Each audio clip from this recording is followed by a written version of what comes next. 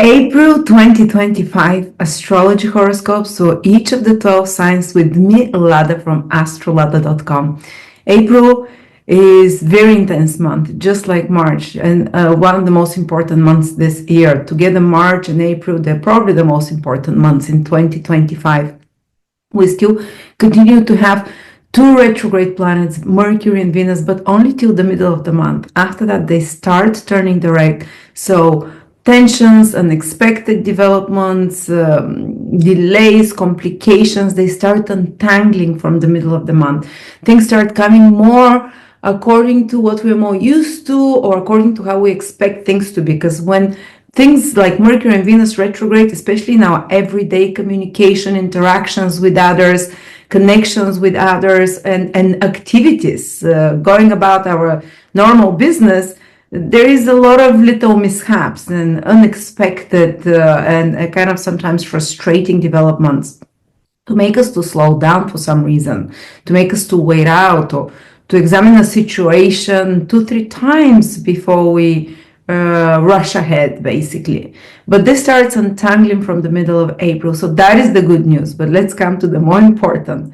We have Saturn conjunct the North Node. The whole of April is the most intense, and it continues in May. And that's the so-called cursed conjunction in ancient astrology. I use tropical zodiac, but I use a lot of knowledge from ancient sources.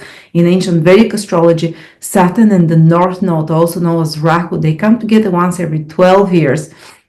And there is a kind of a very complicated karmic situation or situation that determines somehow the future for you, whether it's going to go more aligned or disaligned from the divine plan for you. So some very important decisions will have to be taken in April and into May as well. But Venus will be with the North Node and with Saturn in between them. So we have some light there helping us. Venus is one of the benefics. It's the good in us. It's the kindness in us. And Venus also is the planet of taking hard decisions, of evaluating, is this worth putting my time into? Is this relationship or this job or this whatever it activates in your horoscope, is it worth putting a lot of my energy and efforts into? And deciding, because Venus is retrograde half of the month while it's retrograde Saturn and the North Node. The whole month Venus is conjunct the North Node and Saturn. And we're asked to make some hard decisions between a hard place and a rock, as they say. But these hard decisions will have to choose between two things, which is Saturn and Rahu. So imagine Venus. In ancient astrology, Venus rules the seed, the semen, the thing that you plant. And Venus is in Pisces, the whole of Aries, the whole of April. Pisces is its exaltation. So we have a very good seed here of something good that God is trying to give us, that our higher self or the universe, whatever you want to call it, some great quality seed of something beautiful can blossom over the years ahead for us, that will give fruits, because Venus rules fruits and so on. Fruits for many years, the best fruits. I'm talking metaphorically. But Venus is next to Saturn and Rahu, the North Node. Saturn is a rock. So we've planted the seed in very good soil because it's in Pisces. Pisces is the soil, fertile soil. Venus loves Pisces. But there's lots of rocks there. Saturn and Rahu is weeds. That's how I can, because Rahu is anything that wants to hijack the resources of another to as an imposter energy, and weeds are this energy. So imagine you have great soil, we have a really good quality seed, Venus in Pisces, there's rocks around and there is weeds. So what is asked from you? There is also some opportunity coming for you. Saturn conjunct Rahu is about something new coming. With Venus, conjunctions are about new beginnings. It carries incredible potential, beautiful potential, but it has a lot of complications around it. You will need to weed the weeds. You need to remove the rocks, to do some hard work for this wonderful seed to give fruit for you in the future. And you know what ancients say? I always read the words of wise people and the words of saints and prophets. And they say that good things come slowly and after a lot of hard work, truly good things. Bad and evil things come suddenly and quickly.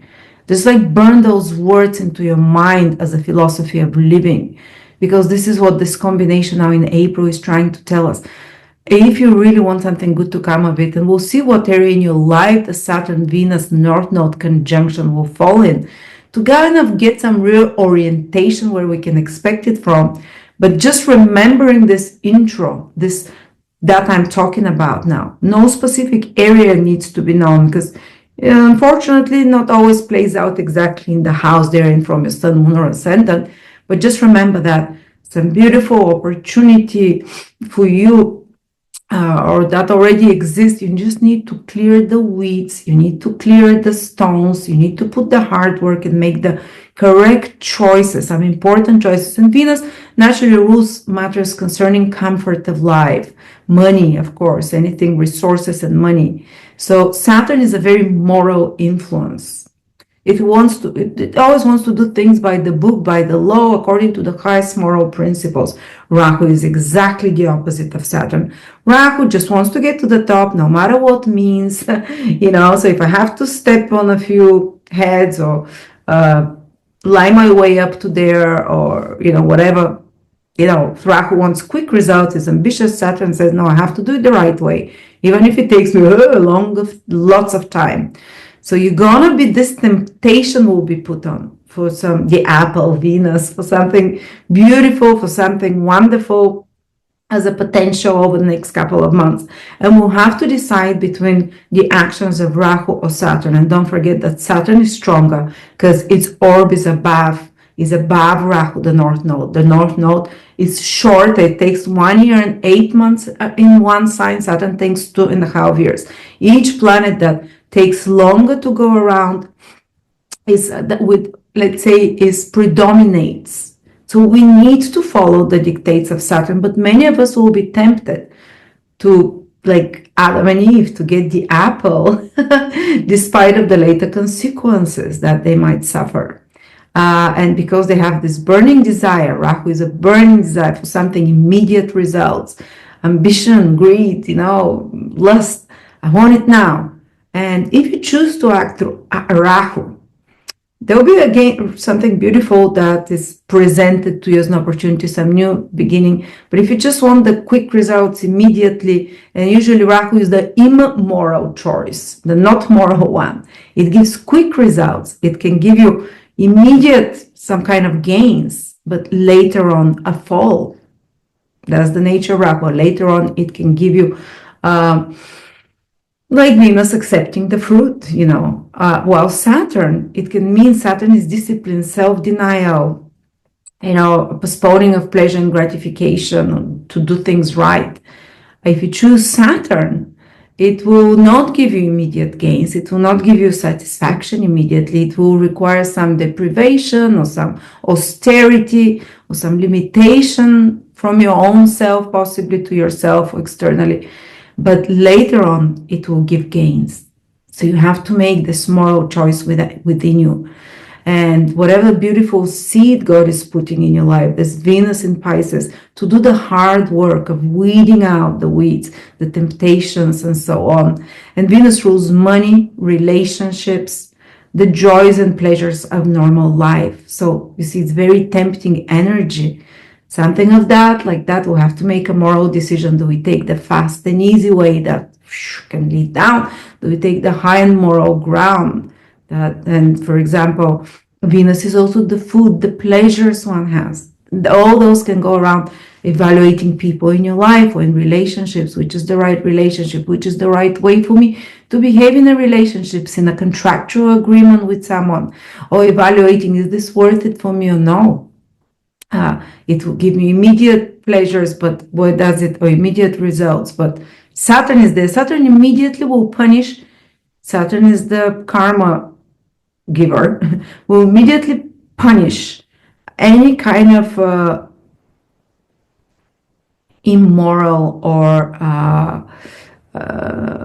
behaviors. that don't go in the right way, which Rahu can entail us towards.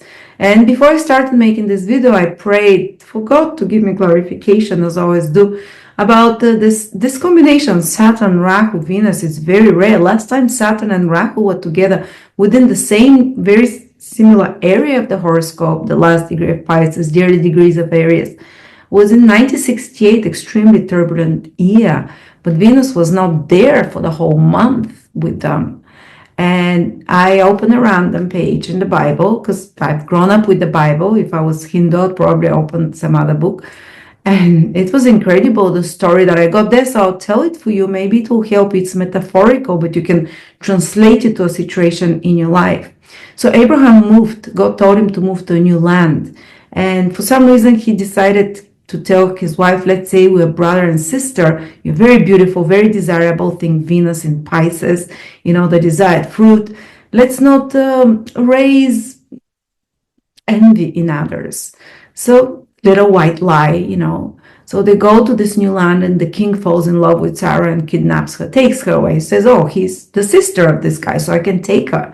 She's my apple. This is Rahu energy. I want it now. I'm taking it. I don't care if I'll do any kind of damage to anyone else. And of course, Abraham is heartbroken. But the king, the night he takes the Sarah from her husband, whom he thinks is a brother, has a dream, and God tells him, return Sarah to her husband. He is a prophet. If you don't do that, your family will all die. You'll lose your kingdom. One small mistake. I told you, evil comes quickly.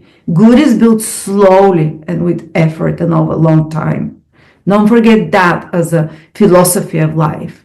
I know it sounds grim and gloomy, but this is the truth. If you've observed quietly, only something you build yourself quietly, righteously works. Anyway, coming back, this is not a sermon on the mountain. So the king says, but I thought she was his daughter. And God says, well, he's not. There is some misunderstanding. Return her. And the king goes in the morning, returns Sarah, says, I haven't touched her. God warned me. Why did you say she was your sister? And Abraham says, well, she's my half sister. I didn't lie. That they did this. But she's also my wife. And the king gives slaves and gold and silver to Abraham, returns his wife. And then his life starts prospering because he couldn't have children. Well, he had Sarah with him, and everything started going bad. And the Bible says suddenly he was blessed. His kingdom was blessed because he did the right thing. So I was like, wow, this is so Saturn, Venus, Rahu. Venus is this desired object. Rahu is this immediate desire. Take it, I want it now. Saturn is do the right thing. So we might be put in some situation where we'll have to do the right choice between immediate, something easy, quick money, or quick, sometimes because they're in Pisces, it might be something to do with addictions, quick gratifications, but we'll also be asked to do the right choice. And it's up to you. Because yes, you can have immediately the gains, but then there's suffering later on. So I hope I drummed this idea well enough into your mind. Don't think it's all doom and gloom. There's something beautiful that can be born of it. If you're a good person inside, and Rahu is like just the king. He was not sure. He didn't know he was doing something wrong. So Rahu is, you might be misled or deluded into some temptation, into something, get quick rich schemes or get some choice that you're given. It looks so tempting in April, in May, some choice will come that you have to make.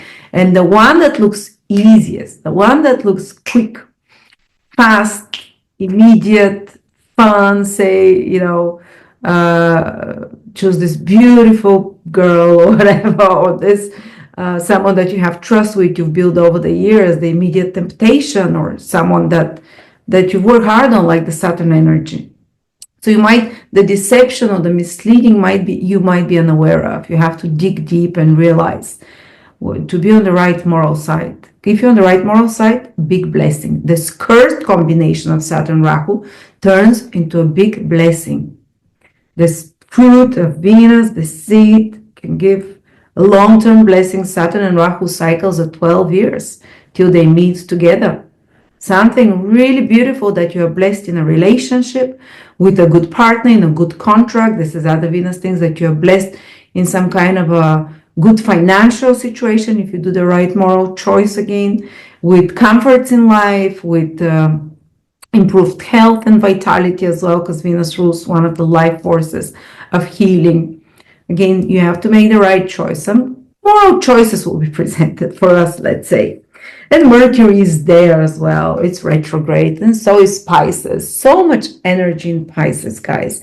Pisces is about paying off karma, completing something as well, and the retrograde planets reminiscing the past. But then we have the eclipse that at the very end of March, the beginning of April, the whole April is under the influence of the eclipse in Aries. Powerful new beginning, drive, desire, force for life.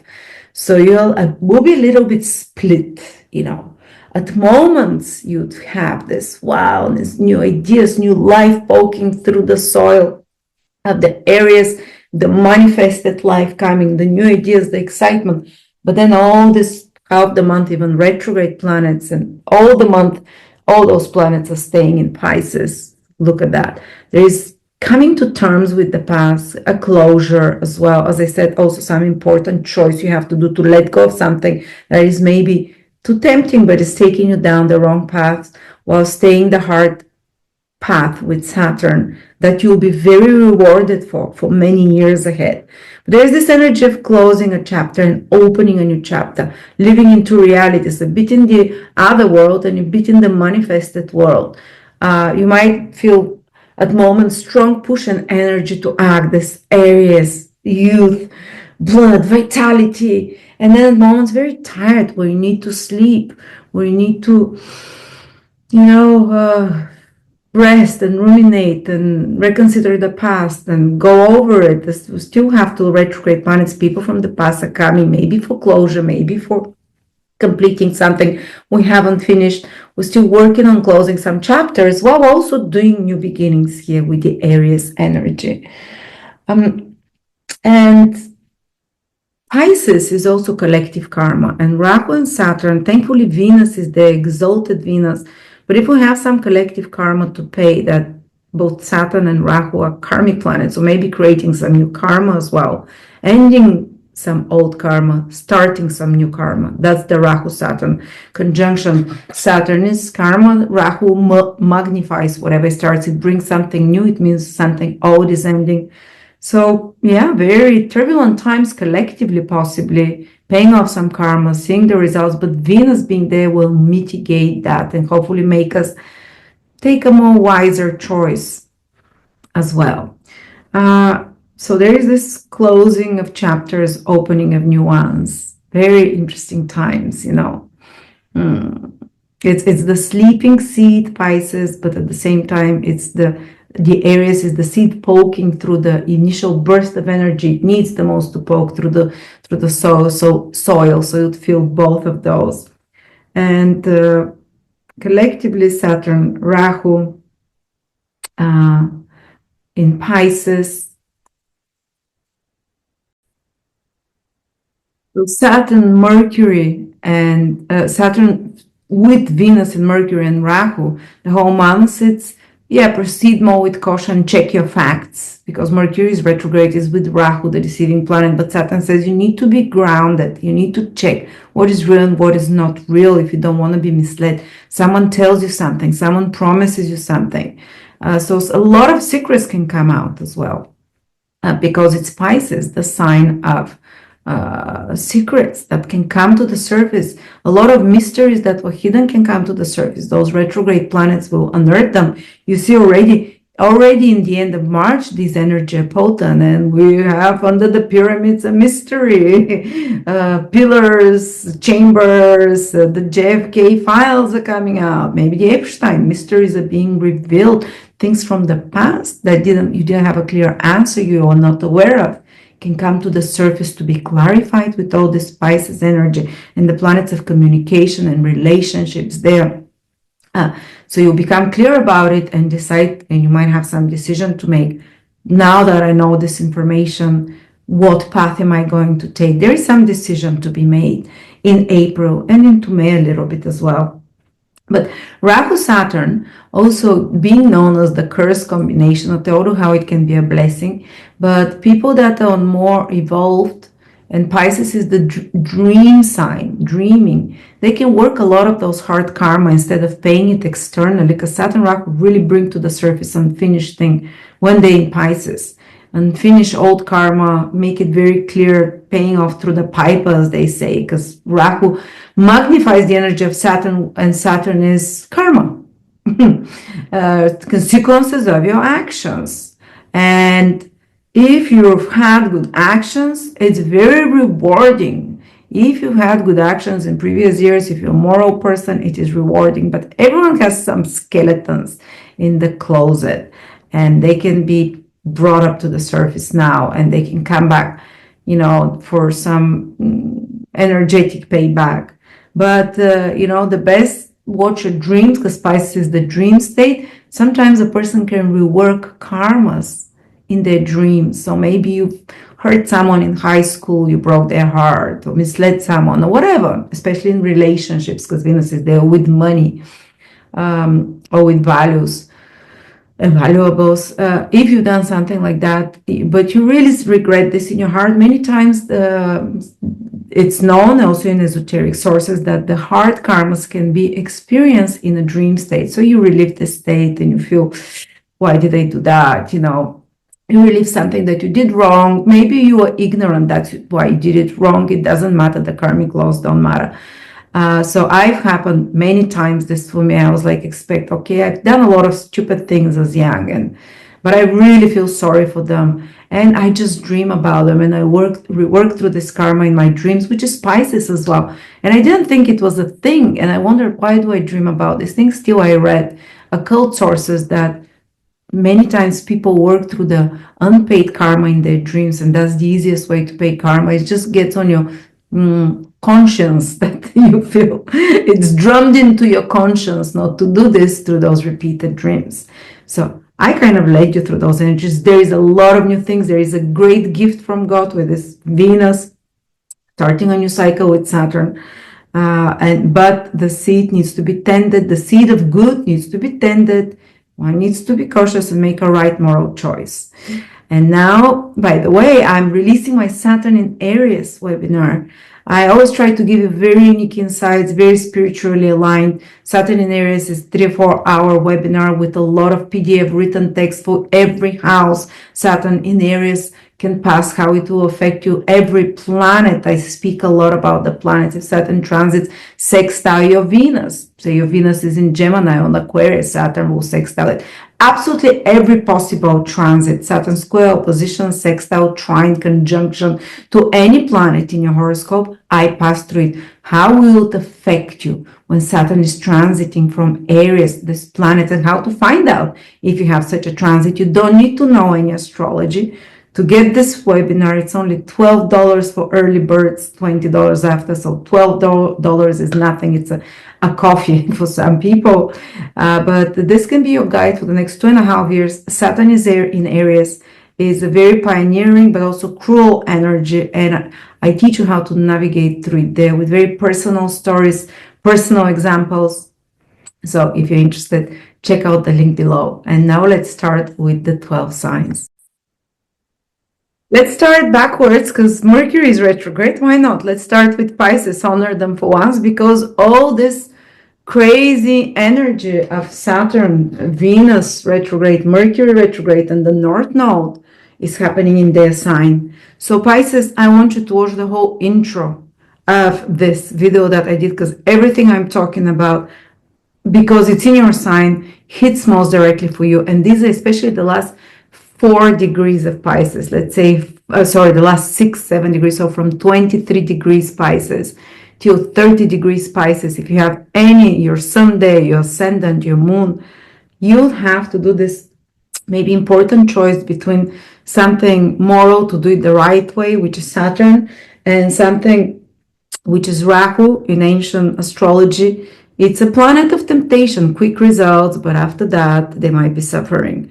Quick, immediate gratification, just getting the immediately what you want, the desires, following the desire, versus doing what is morally right, which is Saturn. And there will be some apple, as they said, some beautiful reward, Venus exalted, that's there with them, that will be presented for you as an opportunity. Might be in regards to relationships, that you might have to make a choice, who stays in your life, who doesn't, who leaves your life, because Venus is retrograde in the last 7 degrees, 6 degrees of Pisces. Even the earlier Pisces will feel it, doesn't matter, but the strongest is the last degrees of Pisces. So the kind of the later March, from the 13th to the 20th of March born Pisces, so to speak, if your sun is there, they would feel the impact the strongest. Some important decision in life has to be taken. It might be regarding money, which is Venus. It might be regarding comforts in life. It might be regarding relationships. It might be regarding partnerships in some way, contracts, agreements, because Venus rules all of those things. And Mercury is also there. It might be regarding friendships as well. It might be regarding what information you put in your information, because Mercury is the input from the environment. What do you watch? What do you read? Who do you talk with? What information comes through your mind? It needs to be filtered and considered. Are you looking for immediate gratification through scrolling, doom scrolling, or reading and watching things that might be, let's say, lowering your vibration, and that might be taking you down in some way for immediate gratification, which is the Rahu energy, or should you be more discriminatory in your choice of what input information, what you see, what you watch, what you hear, what you read for you? So you can make a very wise decision, turn this cursed Saturn North Node combination into a great gift for you. And that can blossom, because the cycle of Saturn conjunct North Node starts now in April and May, but it lasts for 12 years. So some important decision you take for yourself, for all of those things, communications, people in your life, relationships, Venus and Mercury, social environment, again, Venus and Mercury, money and business. Venus is money, Mercury is business, transactions and interactions, for your intellectual skills, and where you put your skills, and how you use your words. Do you use your words to uplift others, or to do something productive? Do you use your communications for something productive, or do you use it to undermine someone? So you would have, or maybe others will appear in your life, because Mercury rules your 7th house, and is retrograde in Pisces till the 7th of April, then turns the right, stays till the 20th of April in your sign. But Mercury rules your relationships, and you might have to consider what people you allow into your life. And contracts, agreements, any of such things, or others might present something to you that feels tempting, that can give you immediate results. But if you're not in a rush, which I advise with Saturn being there, if you take your time and try to do what is morally right instead, I know the longer, harder road, but you will be rewarded, because this Saturn North Node conjunction is 12 years long to unfold. And as I said, Venus is the seed, is a very beautiful seed when it's in Pisces, of some reward you can reap later on, even not so later. It doesn't have to take 12 years, as I said. It can be a few months from now, because of the right choice that you make. But definitely something new is being born in your life. Saturn North Node conjunction, some new responsibility can come to you, and you might be worried, oh, do I want to take this new responsibility, this new work, this new project, for example, with my body, with my health, if it's your ascendant, if it's your sun in Pisces, might be to do with your career, your goals in life. If it's your moon, it might be in your personal life, in relationships with others, with your health as well, the moon and the sun. This new responsibility you might take on, even though it might sound hard, instead of taking quick results, instead of, okay, let me do the thing that feels best immediately. I told you a lot at the beginning, which will be the right path to take, at least now in April and May, because sometimes Rahu is stronger and it's more benefic. Then you need to get immediately what's given to you. But right now, it's not. So maybe the need to put some self-restraint, some discrimination there, some ability to sieve through dishonest and truthful information and relationships with Venus there, and to really put your hard work to build something beautiful, which takes time, is longer, will give the fruits and results over longer time with personal efforts rather than, remember, Rahu is an imposter. It wants immediate results. It wants to appropriate something that is not his, like the king that appropriated Abraham's wife. Oh, she's a beautiful fruit. I want her immediately. And then what happened? Saturn is there. Immediate repercussions. You'd lose your whole kingdom if you don't return the wife. So here is like, watch the beginning, the choice for you to make, but definitely something powerful, especially the first part of the month. The planets are still retrograde. So you're think carefully, research more. You might be connecting with people from the past, with situations from the past, looking back into your past and rethinking your direction for the future.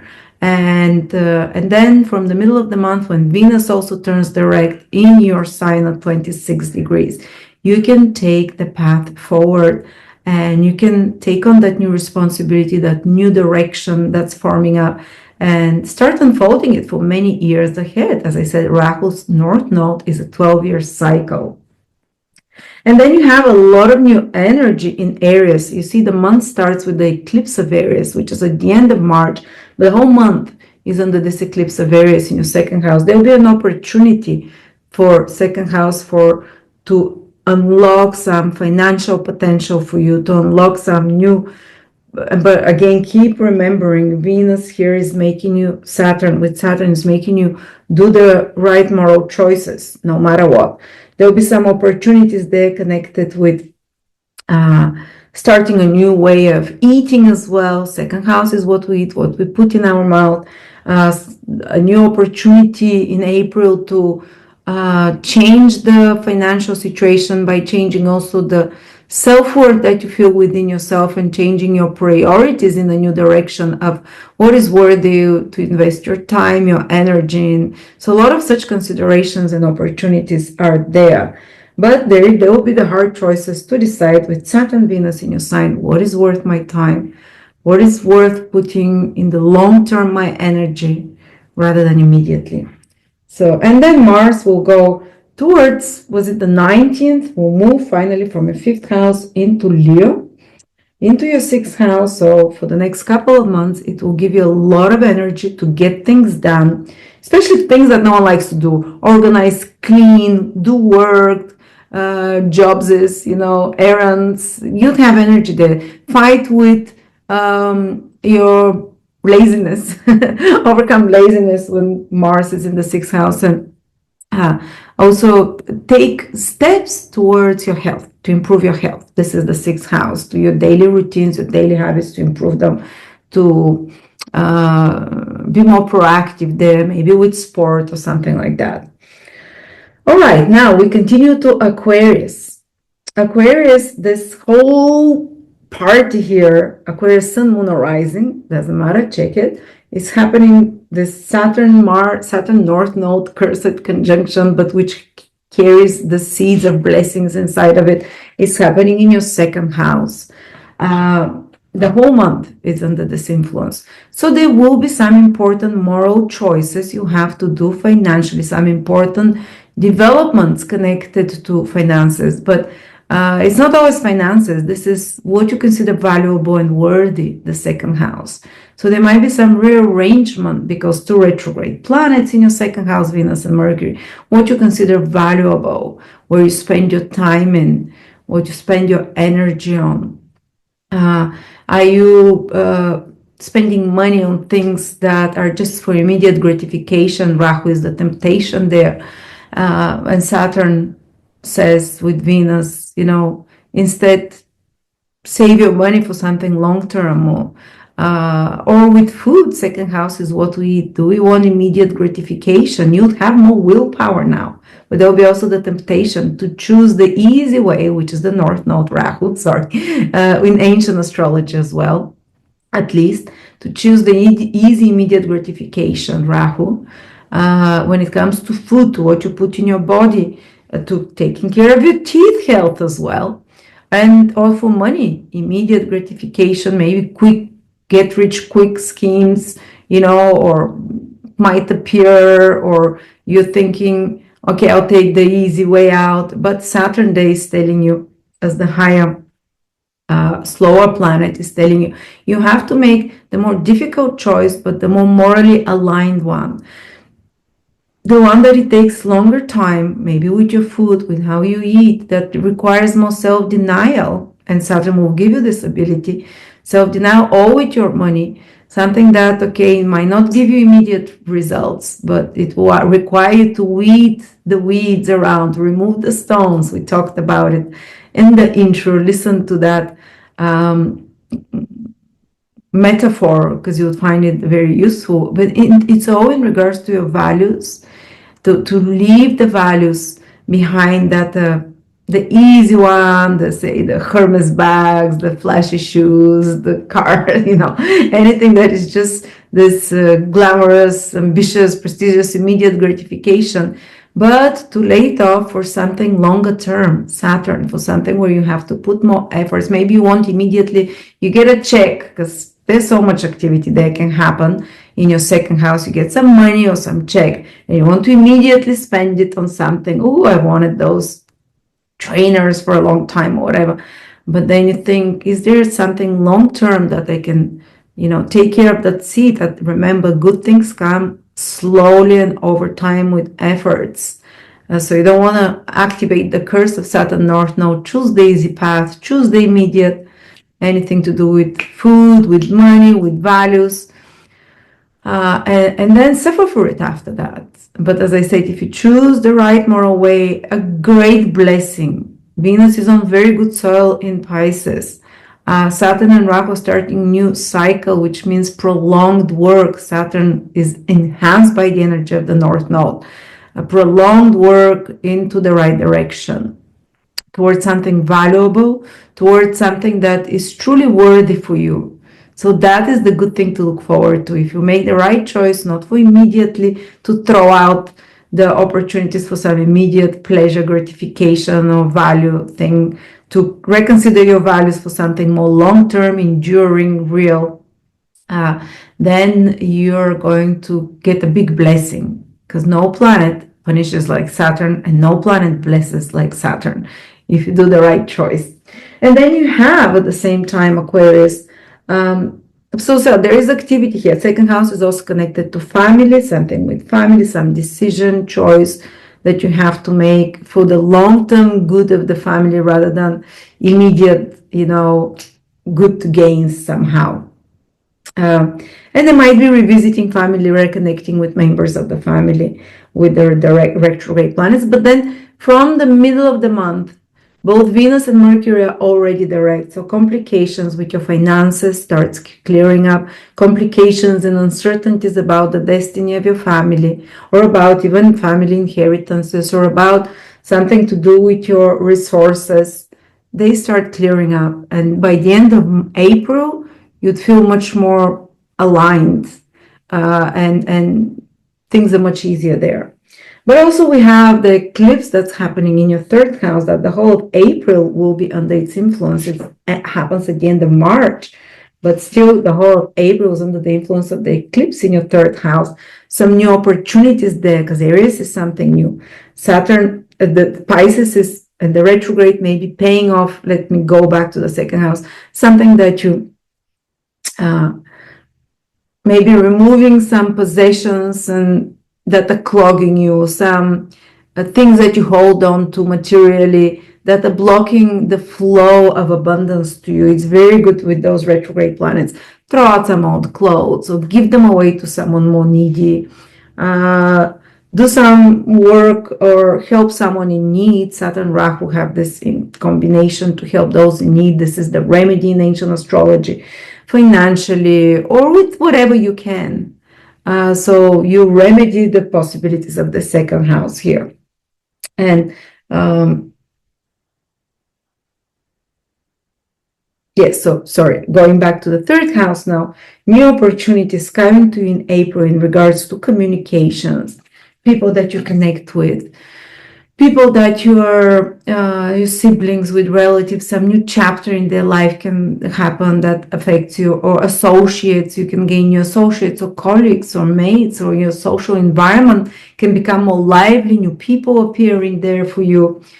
Or maybe some mental project, writing something, working on some intellectual project, on some report, on a book. You know, these ideas start coming. This is where the energy flows with the eclipse day in your third house. And new things are happening, bam, bam, bam. Or maybe some kind of a media project or business project. Third house connects business interactions, meetings, papers, documents, something, or some marketing projects, internet, anything you do on the internet, anything you do with communications, or even with some new trip or travel can appear there. That's quite fated, that aligns you to your fate, because an eclipse is the opportunity to align to your fate. So maybe there's an opportunity for some short travel in April, despite of the first week retrograde planets. They can be quite fated for you. Short trip, I mean somewhere around just for a few days. Or maybe there is an opportunity for you to start a project, writing, speaking, online media in some way. It can be very something new that can move forward, and especially after both Mercury and Venus turn direct from the middle of the month, when things will be a bit more settled, let's say. They'll start settling a bit more after that. And financial considerations and family problems will start improving there, as long, especially if you make the right moral choice. And Mars is moving from towards the 19th, 20th into your 7th house, and it will oppose Pluto. At the beginning, Pluto is now around 3 degrees Aquarius. So the first 5 degrees Aquarius, from 0 to 5 degrees Aquarius, which is me as well, they'll have again the Pluto-Mars opposition. They have to be a bit careful the last few days of April, the last 10, 15 days of April, and the first few days of May. This opposition is more explosive. And Mars is moving quite slowly, so it stays for 2 weeks almost. This tension you can feel being provoked by others. For other Aquarians as well, but especially the first 5 degrees Aquarius, they feel it the strongest. Might more easily get triggered by others, but others can act also as a engine for them to change their actions in some way, to activate them, someone else to activate you to do something, to change something. But of course, they can be confrontations with partners, with even deciding to remove some that you no longer want in your life, that are stressing you, or escalation of a situation with a partner. But that's the last time Mars opposes Pluto on this axis. It happened sometime in December last year, 2024. When it happened exactly on my ascendant axis, I got sick for a week, and everyone got sick. So also be careful a bit with the health. With Mars and Pluto, they have very similar vibration, kind of acute conditions, temperatures, or accidents. Just be careful about it. But otherwise, it's very activating to conclude finally by the end of April some disputes, some complicated situation in a relationship, some complicated situation in a partnership or agreement, to escalate and to be settled down after that. And Mars will stay for 2.5 months, 2.5 months, or April, the end, the whole May, part of June, into your 7th house. So there can be a lot of activities with others, others activating you, or to get things done, or getting things done with others somehow in a project. Things will start moving there. And of course, be careful that you feel more easily triggered by others, but your partner can become more active, or you can encounter people that are more Mars-like, excitable, let's get things done, move things ahead. That helps you as well. So remember, this big activity, maybe you feel Mars the most because directly influencing you, but the big activity in the 2nd house, pay off all debts if you have, help someone if you can financially, take the right moral choice when it comes to financial situation, and you'll start a new positive karma there. And as I said, Venus is part of this conjunction. It can give you rewards, material rewards for many years ahead if you make the right choice now. Now, Capricorn, Sun, Moon, or Rising.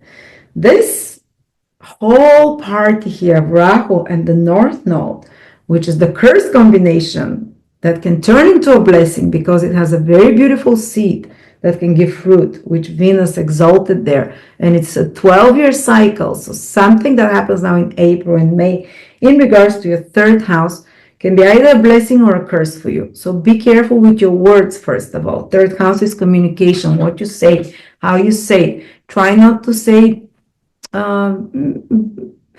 gossip, vindictive things to people, things that can hurt them too much. Of course, don't lie. Third house is be truthful with Saturn. Then remember the intro. It's so important to take the higher moral ground, to do something that you find difficult now, that might not be very gratifying immediately, that might feel restrictive when it comes to people that you communicate with, people in your daily environment, but something that will give a very good fruit, Venus exalted, in the long term and create good karma for you and then bad karma. So be careful with your communications, who you let around you, what information you put into your head, what information you allow there, because Mercury is retrograde, also part of this combination. Cleanse up your mind from trash, from, things that are robbing your soul of connection, of things that are just distracting you, things like maybe switch off social media, some of you. Others might be clean up your contact list. Others might have some complications with letters, with emails, with two retrograde planets, especially till the middle of the month. In your third house, be careful about passwords, who you give your contact to, your information with credit cards and such things. Rahu is a bit of a troublemaker there, but quickly the culprit will be found, because Saturn is there. If someone hacks you, your media, your personal information, it is a possibility. I'm giving the most worst case scenario, but also be mindful how you communicate to others. And if you decide to maybe hold your words more, which is Saturn energy, instead of blurting it all out, maybe reconsider what you say, what you share, so you don't attract jealousy from others, so you don't attract from others unwanted energy to block your plans, because third house is also our plans. Be cautious about that and plan better. Maybe you might need to change your plans. Venus, Mercury retrograde in the third house with Saturn, you might be asked to reduce certain plan that you have, reduce certain daily practical things that you do. You might feel more frustrated till the middle of the month that, you plan to do this, but something else, like you make a mistake. And so I advise you, measure 3 times before you cut with everything, even with your communications there. But you might have to take some important decisions, what you let into your mind, to reconsider. Are you feeding rubbish into your mind? Are you watching things that upset you, things that affect you emotionally negatively? Do you have people in your contact list or social media that might be bullying you? They might be saying bad things about you. They might just be posting things that upset you. You really can do a real clean down now of such matters in your life during April and really decide, okay, I'll take the harder path instead of immediately indulging in some information dopamine hits that you get, but they're trash maybe. They maybe have filth in them, I don't know, or just no value for your soul, for your mind, which would be like taking the higher ground of Saturn instead of succumbing to the temptation of Rahu. And as I said, this can be a beautiful fruit that you seed in your mind that needs to be tended, because it's between a rock and weeds. Like Saturn is the rock, Rahu is the weeds, Venus is the beautiful seed in your third house. You can start seeding beautiful thoughts and images and what you let into your mind now, and while you do the hard work to weed out the weeds and the other unpleasant things there. But you might have to make important decision about who you communicate with, who is in your environment, even with siblings and relatives, teammates, workmates, colleagues. There might be some situation you have to resolve there and decide to follow what is the right path rather than the easier path. And you might take on a new responsibility. Saturn, Rahu, in ancient astrology, Rahu is a trickster. Rahu is the tempter. In modern astrology, Rahu is the planet that creates the new karma for us, in a sense, takes us to the new things that have to happen to us. So there is this energy of something new is coming to you in this third house, despite of the retrograde planets. But it's maybe the old things, you're reconnecting with people from the first 15 days, because Venus and Mercury are retrograde there, with siblings, with relatives, with mates you haven't seen in a while, picking up some projects, intellectual, mental, written, that you haven't completed already before, that you need to edit in some way, some papers or documents that you have to arrange, some accounts that you have to fix in some way. But Rahu also with Saturn there indicates a new cycle starting for them. The Rahu is something new, Saturn is responsibility. So you might take on a new responsibility, long-term one that appears for you. That might be a media project, a writing project. It's a long-term one. Remember, minimum 12, kind of this Rahu North Node is 12 years, or the half cycle is 6 years. So new responsibility can appear, intellectual, to learn something difficult. This is what you have to use the Saturn Rahu conjunction North Node. And Venus there, the seed that will give you blessings, really great blessing. And instead of choosing the easy way, say, that might be should I do this test exam with AI and write it? The Rahu temptation. Let's do it easy, quickly. The final result, the grade I get, is more important than, the efforts I put. Or should I really put the efforts and learn it and study or learn or write this paper myself? Saturn, take the higher road. Again, I advise you, because it will give you very good fruits for many years ahead.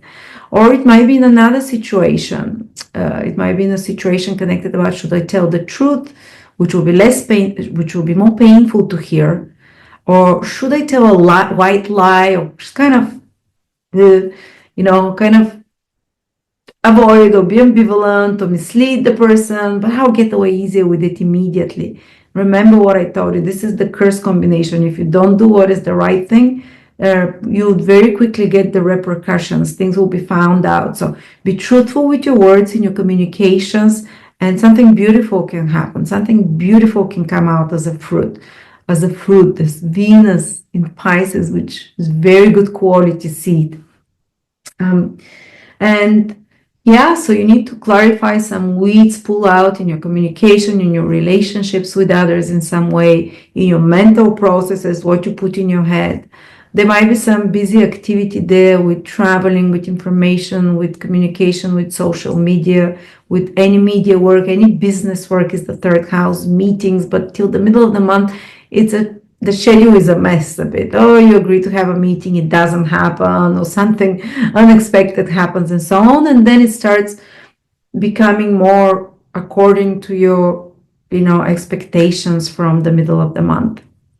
But there is the seed of something new there in your third house that you need to very tenderly care, because it will give very good fruit, whether it's through association with another, whether it's through learning something new, or learning something, or the information in your mind, whether it's through some kind of a short trip that it comes to you, and you always have to take the higher moral ground. Remember, the more difficult choice, the more long-term choice.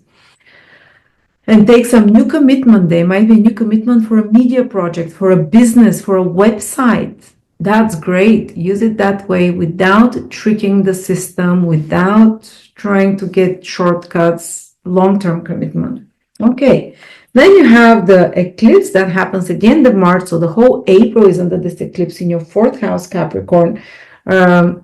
It's around 9 degrees Aries. So if you're from 7, 8, 9, 10, 11, 12 degrees Capricorn, Sun, Moon, or Rising, you can feel it more strongly, but it still falls in your fourth house.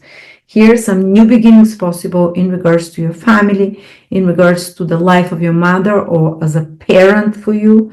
Something shifting in your perspective as a parent.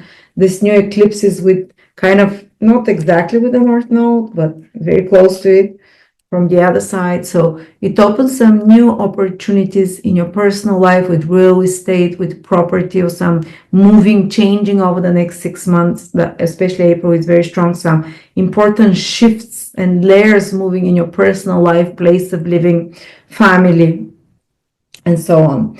And then Capricorn, you have Leo, Mars finally moving out of Cancer, where it's been for 2-3 months, opposing you, maybe stressing you a bit more, clearing up issues with partners and stressing you there as well. But it's moving into your 8th house, where it will not directly affect you from around the 20th of April. Is it? Maybe it's even earlier. I'm sorry if I mislead you. Ephemeris 2025. Let me give you the exact day that Mars is moving out of your 7th house, where it's directly affecting you. Yes, exactly, the 19th. So till the 19th, the last 7 degrees of Capricorn, from 23 till 30 degrees of Capricorn, they're a bit more tested by Mars, by others that are triggering their buttons or activating them into action. And making them change things, move things, do them differently. But any kind of such triggers from others or external ones disappear after the 19th of April. And Mars goes for 2.5 months into your 8th house. And the last 10 days of April is opposite Pluto in your 2nd house. So there might be something about money, from your money versus others' money, your money and partner's money that you have to fix, to upgrade, to improve in some way, to change something about there. But you might be very active with 8th house matters in April. From April and May and June might be taxes, might be insurances, might be inheritances that you put energy into. It might be delving deep into the subconscious, because the 8th house is very deep, which rules your inner deep motives and understanding something about it. And confronting your inner demons. Mars really helps in the 8th house to confront such inner demons and break through them. Now, Sagittarius, Sun, Moon, Rising. This whole party here of Saturn, the North Node, Venus, Mercury retrograde, it's happening in your 4th house, especially in the last, if you're Sagittarius, in the last 10 degrees, you can feel it from 20 till 30, or even from 23 till 30 degrees Sagittarius. You'd feel very intensely those conjunctions of Saturn with Venus the whole April, Saturn with the North Node the whole April. Some important decision will have to be made, but all Sagittarius should pay attention. Sagittarius rising, Sagittarius Sun or Moon, because it's in their 4th house. Some important decision will have to be made in regards to your personal life, place of living, for example, environment, what you want in your environment, and even weeding. I told you that Saturn wants to weed the weeds that are trying to stifle, like Rahu in ancient astrology, weeds that are imposters, that want to take the resources that are not lawfully earned. And Saturn wants to weed those weeds for you in regards to your family environment, for example. Is there toxic influences, a leech that's sucking out your energy, a family member, extended family member, someone in your environment, like flatmates, for example, or maybe there is mold that you need to deal with your house, or some kind of a pest that you have to remove from your house, Saturn wants to weed those things that is not their place to live there. It's not their rightful place. Or sometimes, and Venus and Mercury are retrograde, so any unsaid things from the past with family members can come up to be discussed, to be said.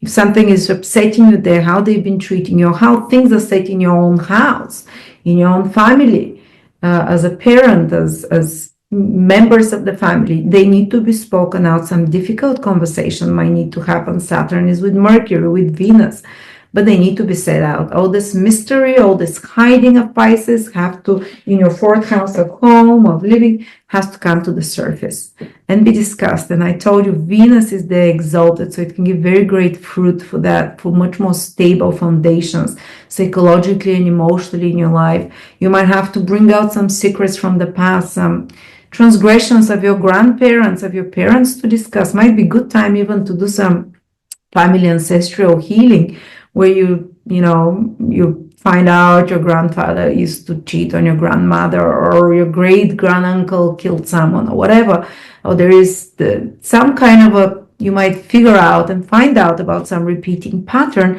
that you weed out, that you decide to take the higher ground. Maybe always in your family they did whatever is the easiest, and always took some patterns, say like the pattern of divorce, the pattern of poverty, some repeating pattern, the pattern of mental disease, the pattern of I don't know, every family has some anger issues. And now Saturn in the North Node can help you commit to removing this karma from there, to ending it, to completing it, and taking on a higher moral ground and standing, a higher manifestation. But it's definitely about ending of some karmic cycle connected to your ancestors and your family, and starting a new one, hopefully at a higher level.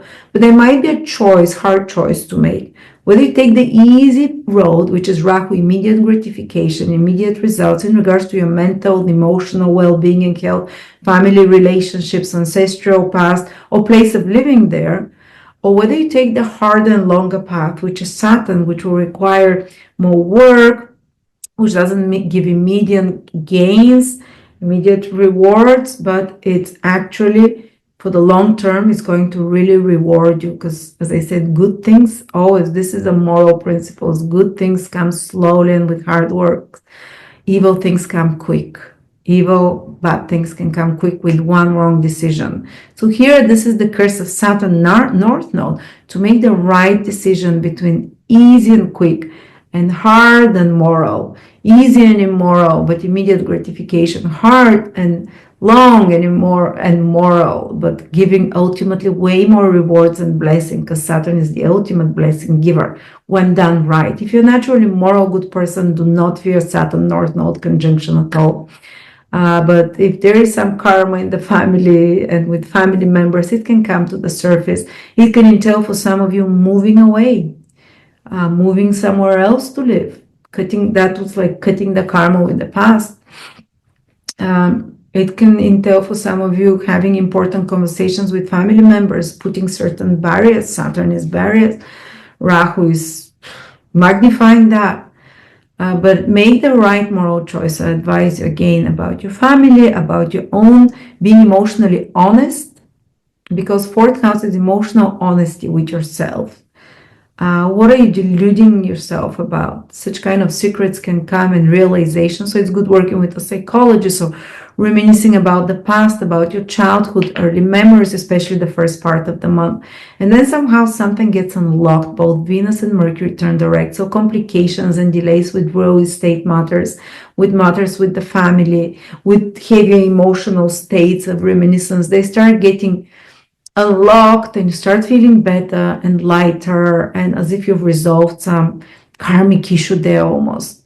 You maybe by the end of the month you'd have taken a decision, important decision connected with personal life, with family, especially if your ascendant is in Sagittarius, because Pisces becomes your fourth house of family. Sun and Moon as well, but to a lesser degree. Some important emotional clarifications and secrets can come to the surface for you to understand your deeper self as well. That stems from childhood, from family, and so on. So deep work there. But don't think it's all, this intense work. As I said, they can be big blessings if you work through something and you choose the right moral path. And if you get all the information you can without rushing in, like some miscommunication with family, broken phone, then there is a big reward with Venus, the exalted, that starts the Saturn North Node cycle, which is 12 years. So it's a big blessing in the family can come for you, in your personal life. As taking on Saturn North Node can be like taking on a new responsibility as a parent, as a family owner, as a landowner, of settling down, big responsibility towards a parent.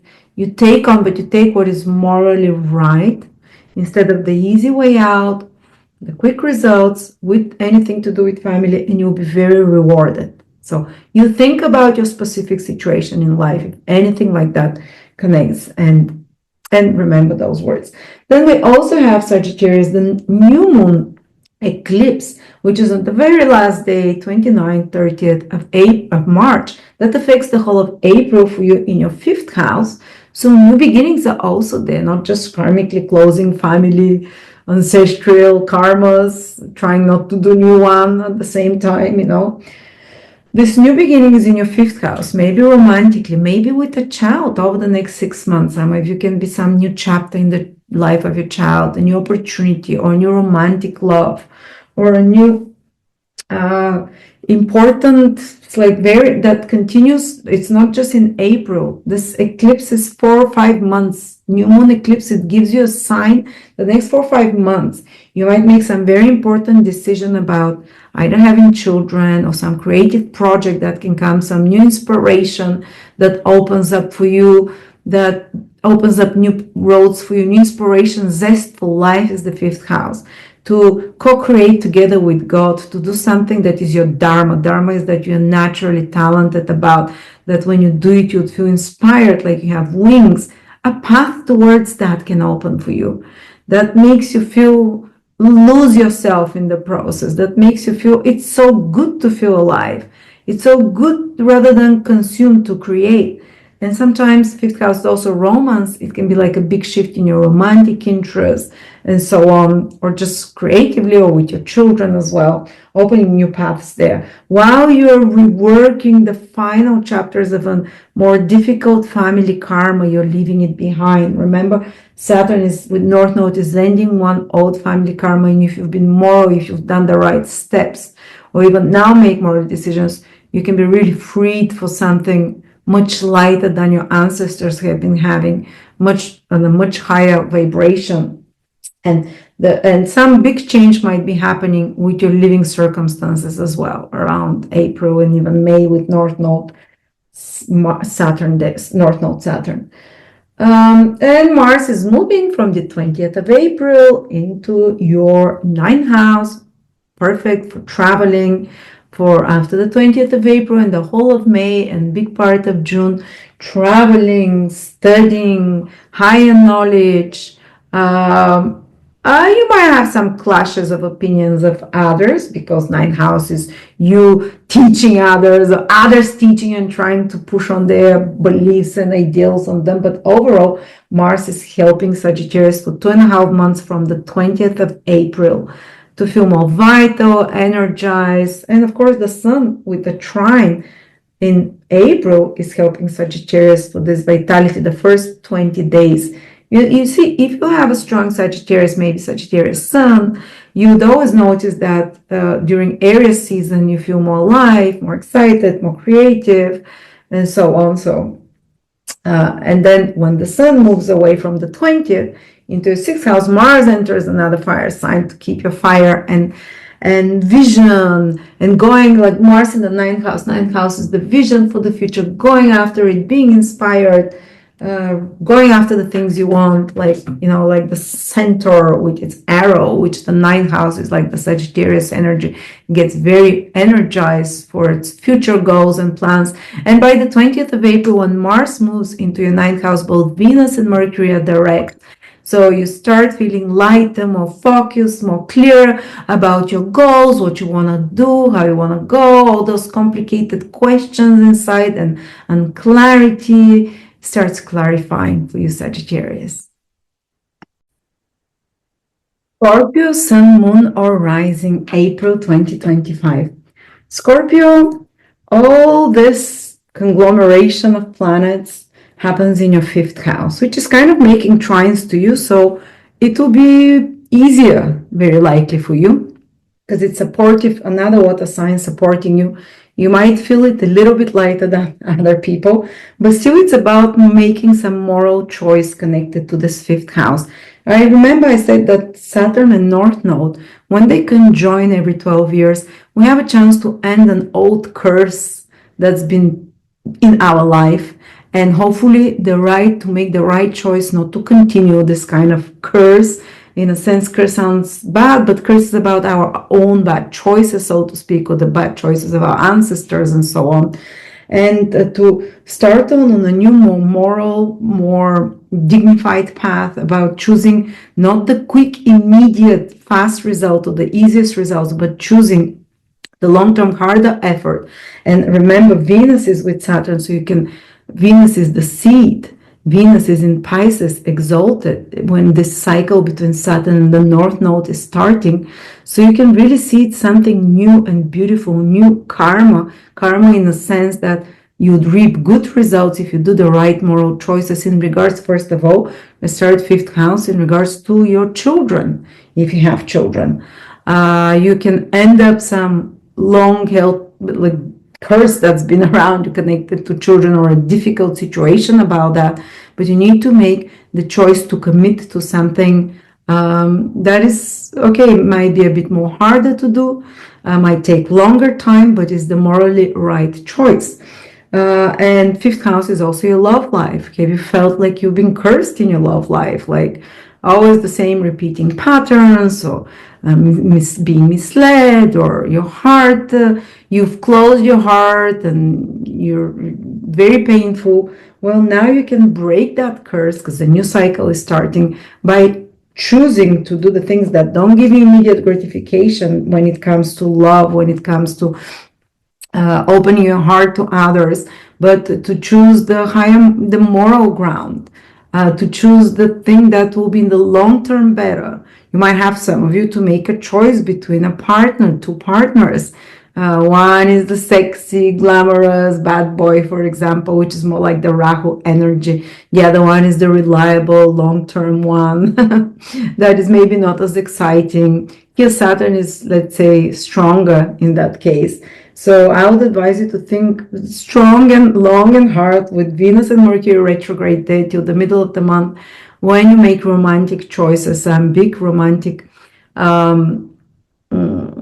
a decision might have to be taken, and rethinking your old patterns in your romantic behaviors, in your love life, and so on. And again, I really advise taking the path of watering, weeding that new seed. Maybe a new romantic interest can appear for some of you as well during this period. And instead of choosing what is easiest, what is immediately will give you fun and enjoyment, choosing to water it, to weed out, so the seed can grow and give beautiful fruits over the next maybe 12 years, because Saturn North Node conjunction is 12 years.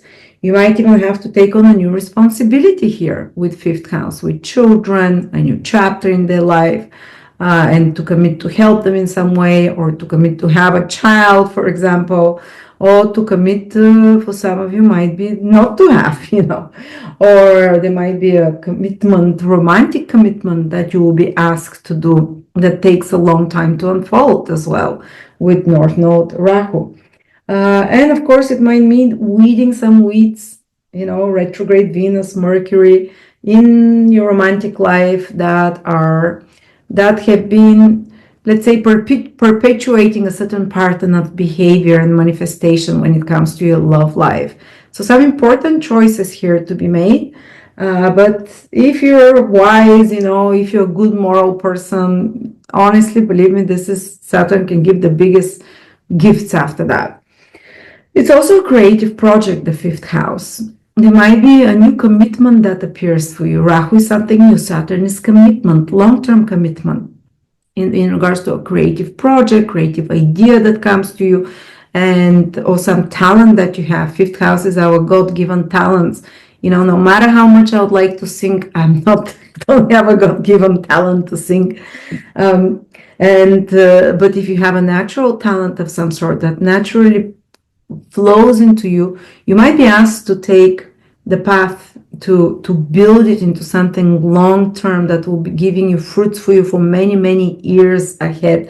But you shouldn't expect immediate results. Don't go for what is easiest and most, shiny. Go for the commitment. Also, fifth house, if you're a performer, if you're a person who is, you know, in some way teacher as well. Fifth house is teaching, educating.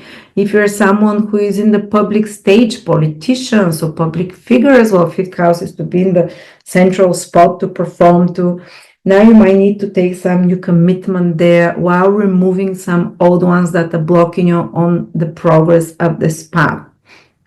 All right, so that's about it in the fifth house, but we're also gonna have almost all of April is under the influence of the eclipse that happens at the end of March.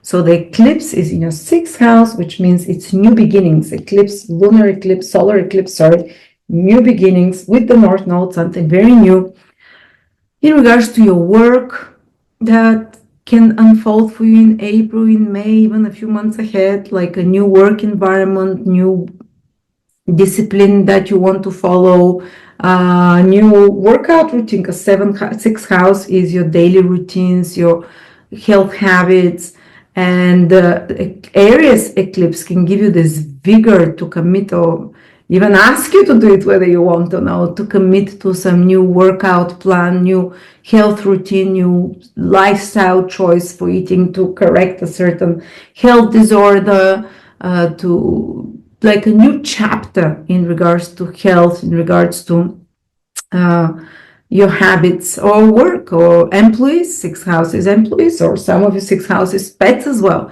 Can be a new chapter that opens in your life because you get a pet or because you employ someone new that is vigorous, excitable, with new ideas, you know, or a new project that you get.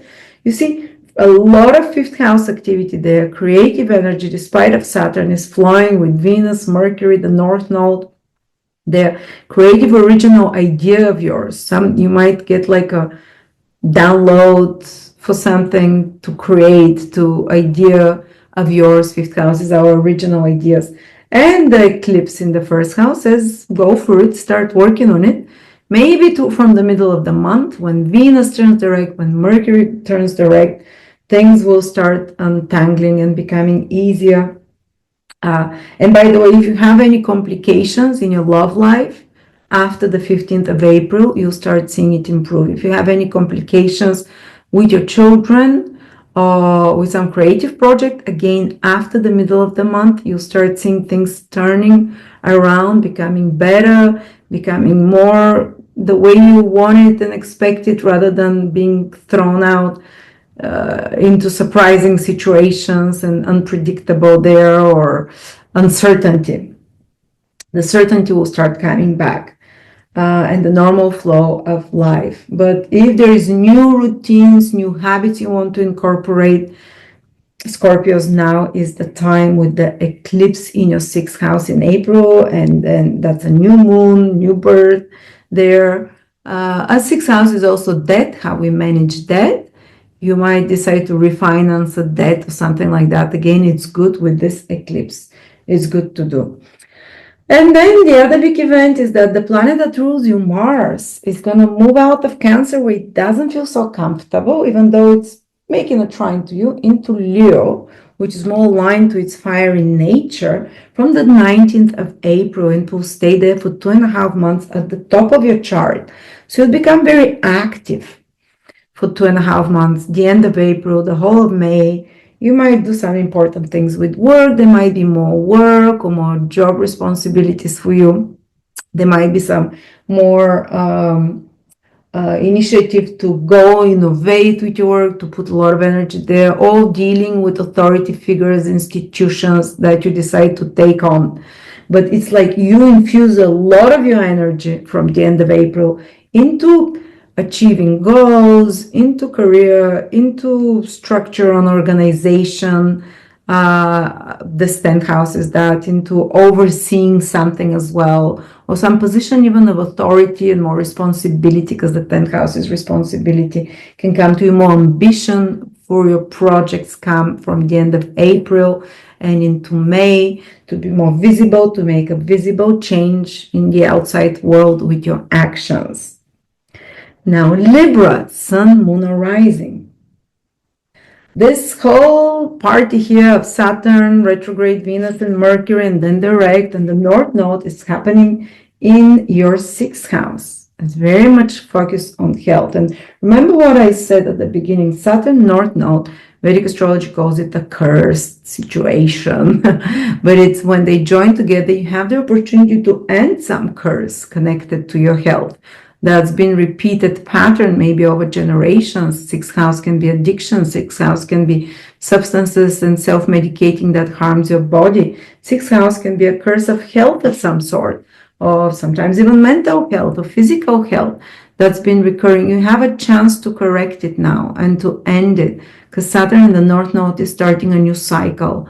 But in order for you to benefit and not repeat the curse, you need to take the path of Saturn, which is the moral, lawful, hard-earned work towards new health, for example.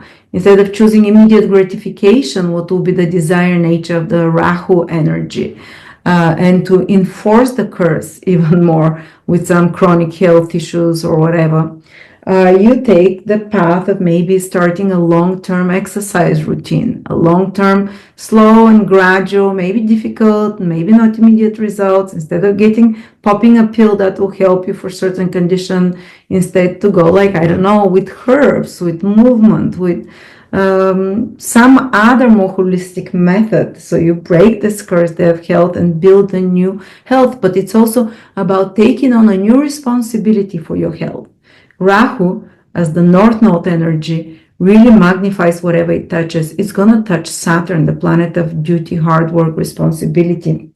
And so taking your health in your hands, really enhancing this perseverance and the power of no of Saturn, the power of no, to say no to immediate gratification, and to say no to the easy path, and to do the hard things that have to be done.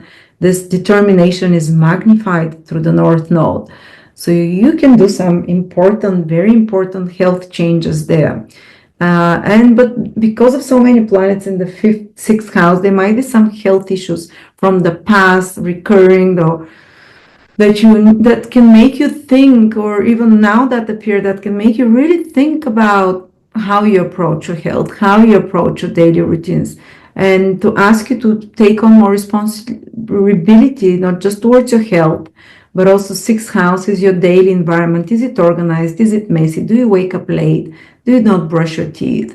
Are you at work like always slagging, So you can take a really new commitment there to change things. Saturn North Node is 12-year cycle. And remember, Venus is there. Venus is the good seed when it's in Pisces. Very good quality seed. But good things come here with slow work. You have to remove the stones, you have to weed it, you have to really take care of this good seed, which also is fallen on a good soil in Pisces, to blossom for renewed health, for renewed material circumstances around you. Sixth house is also work. Some of you might have nothing to do with health. Some of you might be just organizing yourself more, your environment, becoming more responsible with your duties, or just like ending some curse in your career, work, employment. If you're being in some work situation that is really feels it's not the right for you, it really feels you're not the right place. Now you have a chance, April, very strongly to rethink that with two retrograde planets there, with Saturn North Node, ending a cycle and starting a new one, and to take a commitment into a different direction. And it might feel like it's going to be more hard work. Getting used to a new job or a new way of doing your work doesn't necessarily mean you change fully your work. If you are following your destiny and if you're in the right job, they might have to change the process that you do it and prioritize what really needs, what it's taking too much of your time, and where to put most of the efforts. But there might be here some situations with colleagues, with workmates in the work environment, something being rearranged, something new coming, when something old has to go as well. And just your work and your daily habits and your routines, and taking on maybe a new project of some sort connected to work or your health. And the sixth house can also be debt, maybe ending the curse of certain debt you have towards someone, or a debt towards the financial debt, reorganizing it, rethinking it, and from the middle of the month, when both Mercury and Venus are direct, you can really start on the hard path of getting rid of that debt, and you'll be helped a lot in that process. But again, you need to do it lawfully, legally, and also if you're getting a new job or starting a new direction in work, instead of choosing the quick, fast results, that again can put you into a new vicious cycle. You have to choose the moral, the right one, even if it looks harder. So yeah, keep this in mind. And then you'd feel very strongly, Libra, in April, right after the beginning of April. The eclipse is happening right before the beginning of April, at the end of March, in your 7th house, around 9 degrees. So especially if you're Libra, in 6, 7, 8, 9, 10, 11, 12 degrees Libra. But all of Libras, the eclipse that affects the whole of April, the new moon eclipse. So new moon affects you for a month, but an eclipse 6 months. The next 6 months, this eclipse is in your 7th house. So it's telling you new beginnings there, in your relationships, in your personal life. Maybe a new chapter starts in the life of your partner, which opens new opportunities for you. And maybe because of that, you also have to rearrange something about your schedules, your daily routines. And of course, till the middle of the month, your schedules and daily routines are up in the air. They're being under re-examination or under unexpected circumstances. You've planned this and this for the day. Totally different things happens and so on. So yeah, but after the middle of the month, Venus and Mercury turn direct, and even health issues will start improving. And you can start applying a new program of improvement, or any work complications or situations that are difficult with your work, with colleagues, can start improving. But the new moon eclipse says that there is something new coming to you from others. Maybe someone offers you something, an opportunity, or someone, a partner can appear, or opposite proposition from another person. Stay open to what comes to you from others, not just in April, the next 6 months, or someone can meet a fated partner. Eclipses this, and it's the last eclipse in the axis of your 1st and 7th house, the axis of your ascendant sign or moon or sun. So many times some fated relationships can appear. And they're not necessarily just sexual or romantic relationships. Many times it can be an important friend or another important person who shows you the north node for you, the direction you have to go. And sometimes it can be like a surprise, like a shake-up, but it is for good after all, to align you to your destiny. Maybe a contract can appear. Of course, if a new contract or opportunity appears, wait till Venus and Mercury turn direct after the 15th of April to really make your decision. Till then, just think, ruminate. Even if a new partnership appears, because of Mercury and Venus being retrograde and with Saturn, you might have to make some important considerations before you deciding to enter into it, and kind of like research, observe more till the middle of the month. And last but not least, Mars is moving from your 10th house, maybe where there was some frustrations with authority figures, father figures, maybe work, and it's moving into a much more comfortable sign for him from the 19th of April, and will stay in your 11th house for the next 2.5 months. From the end of April, you can become more social. You start feeling it the last 10 days. Initiative in social settings, so in group activities.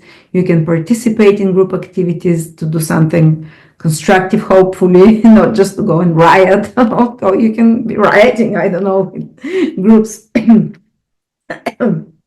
Or you can become more. Mars in the 11th house goes after the long-term goals, and vigorously after your long-term goals to get things, to get things done. But you see, the sun by then will leave your 7th house towards the end of April, but then Mercury and Venus will come there. So it will be social. Both April and May will get very social months in social houses, Mars and Venus and Mercury after that. So connecting with others. After you do this hard work of the 6th house, when you organize yourself, when you become more clean, more responsible towards your body and health, and get some unfinished job done, unfinished projects, finish them in April till Venus and Mercury turn direct, and make some the right moral decision towards some commitment, Saturn North Node. So you break the curse of an old debt and old problems and health issues, or curse of your work environment, and you're taking the right path. Now, Virgo, Sun, Moon, and Rising. You're the other sign that is very activated this month with the Saturn North Node conjunction together with Venus and Mercury there. Some important decisions will be taken about your relationships, about people in your life. Who do you let there? Especially till the middle of the month, maybe people from the past will be coming back. People that maybe even hurt you in the past. They're both Mercury and Venus are with Saturn. And that you haven't had closure, and you have a chance to see this from a different perspective and to get a closure and to heal and move away. Saturn North Node is about ending old curses and karma, and when they join together, but hopefully not starting new curse and karma. Depends on the choice that you make about your relationships now.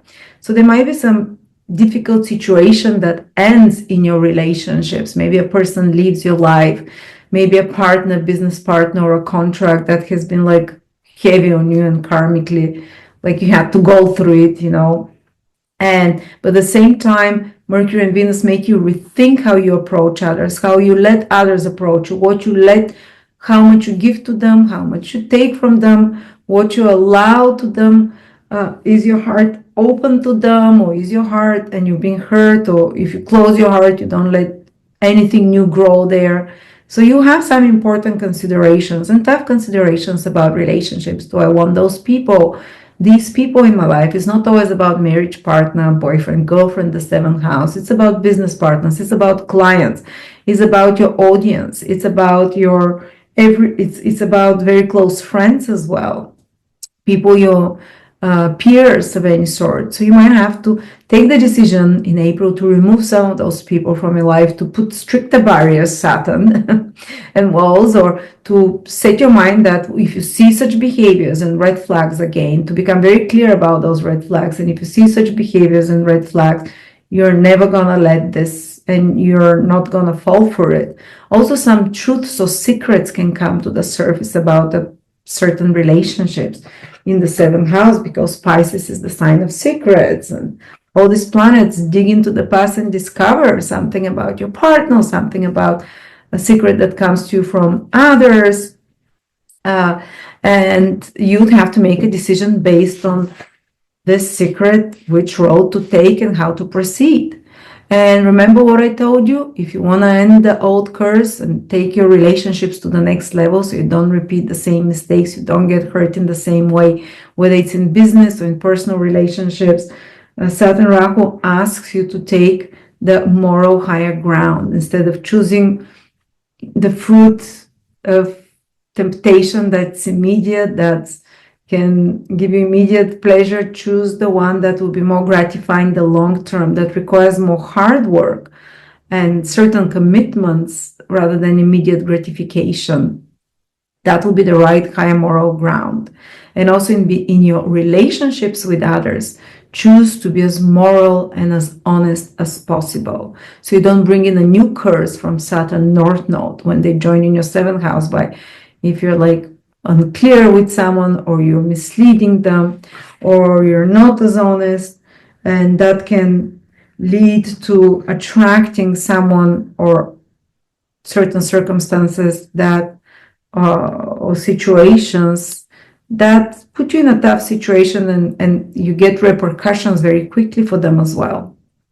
So, and if someone else is being with you, like trying to tempt you, to mislead you, you'd quickly find it out, and you'd quickly make up your mind about this situation as well. It's the whole April. Venus is with Saturn, making some important decisions about relationships. Also, your partner might be going through something important, taking some new responsibility, shedding up some old secrets, and starting a new cycle in their life. You might have to be there for them as well. But if there is any complications and difficulties into your interpersonal or business relationships, they start clarifying and they start improving after the middle of the month. It starts becoming easier and easier because Venus and Mercury are moving direct by then.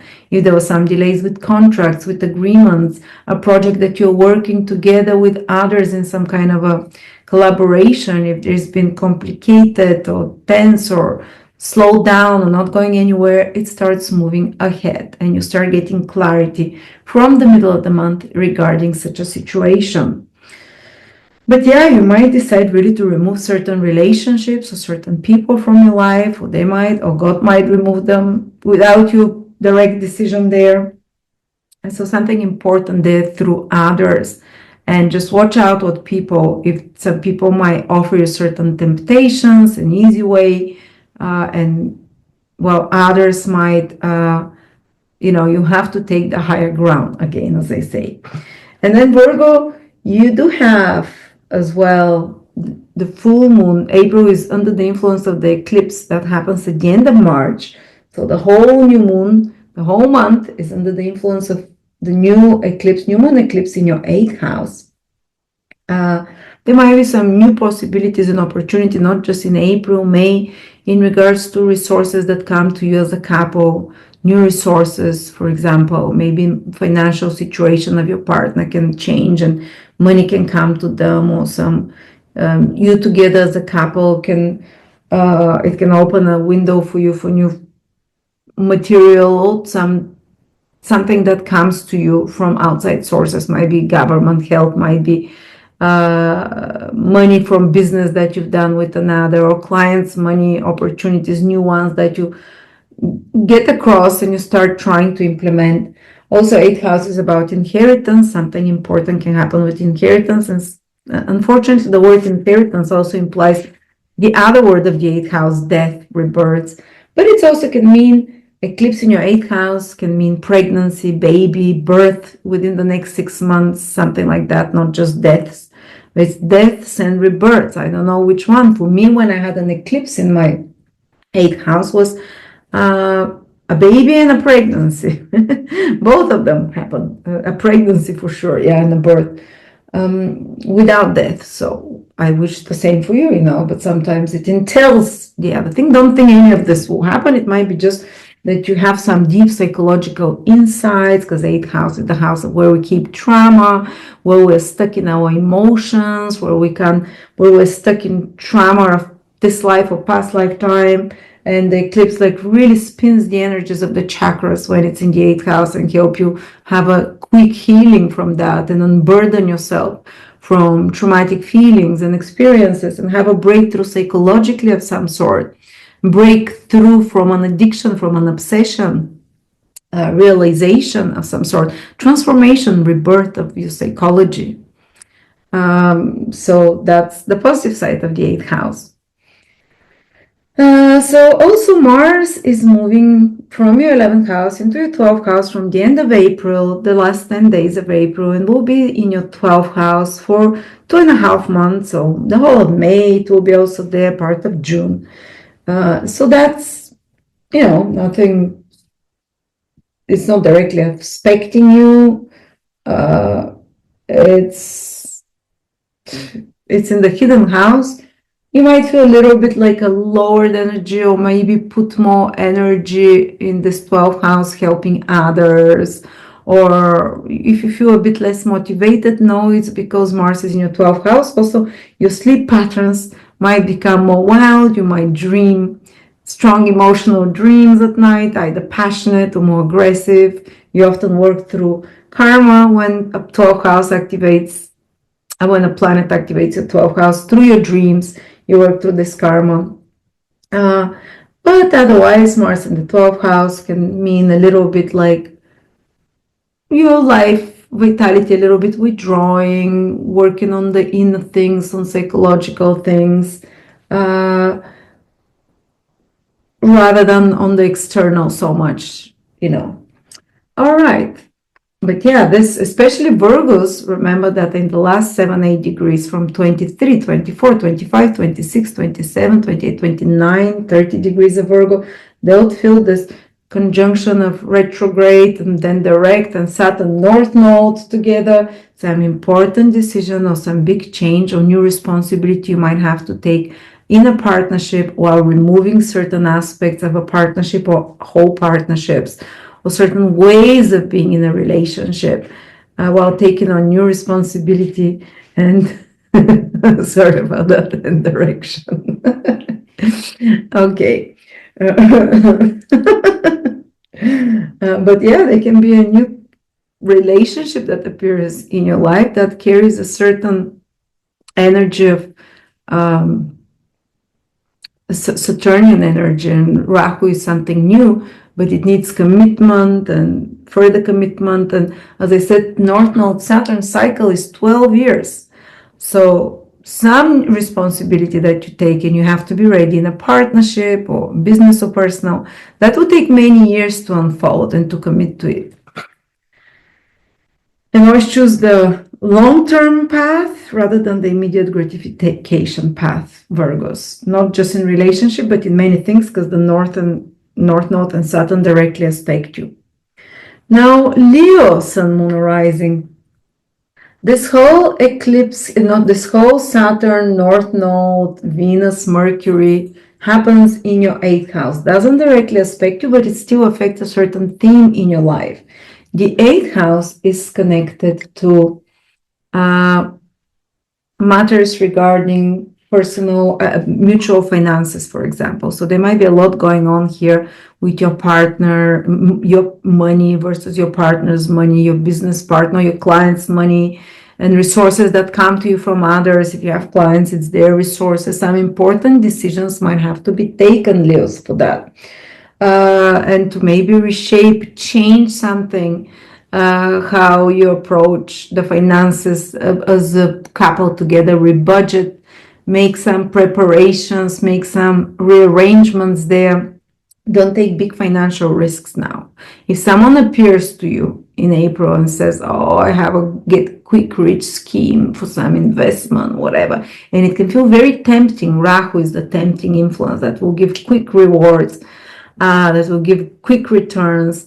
It's try to take the lawful way. And if there is something unlawful in that, if there is anything that is trickery, deception, just pay attention, because there is a possibility. Saturn will quickly reveal if there is such a situation. But if you want to be on the winning side, be careful of speculations from others, let's say, especially when it comes to finances. So your trust, 8th houses, you're trusting others, and examine, measure 3 times whether you trust someone before you cut them off, or before you cut them a deal, or before you decide to commit to something with them, because there will be some tempting opportunities that come to you from others.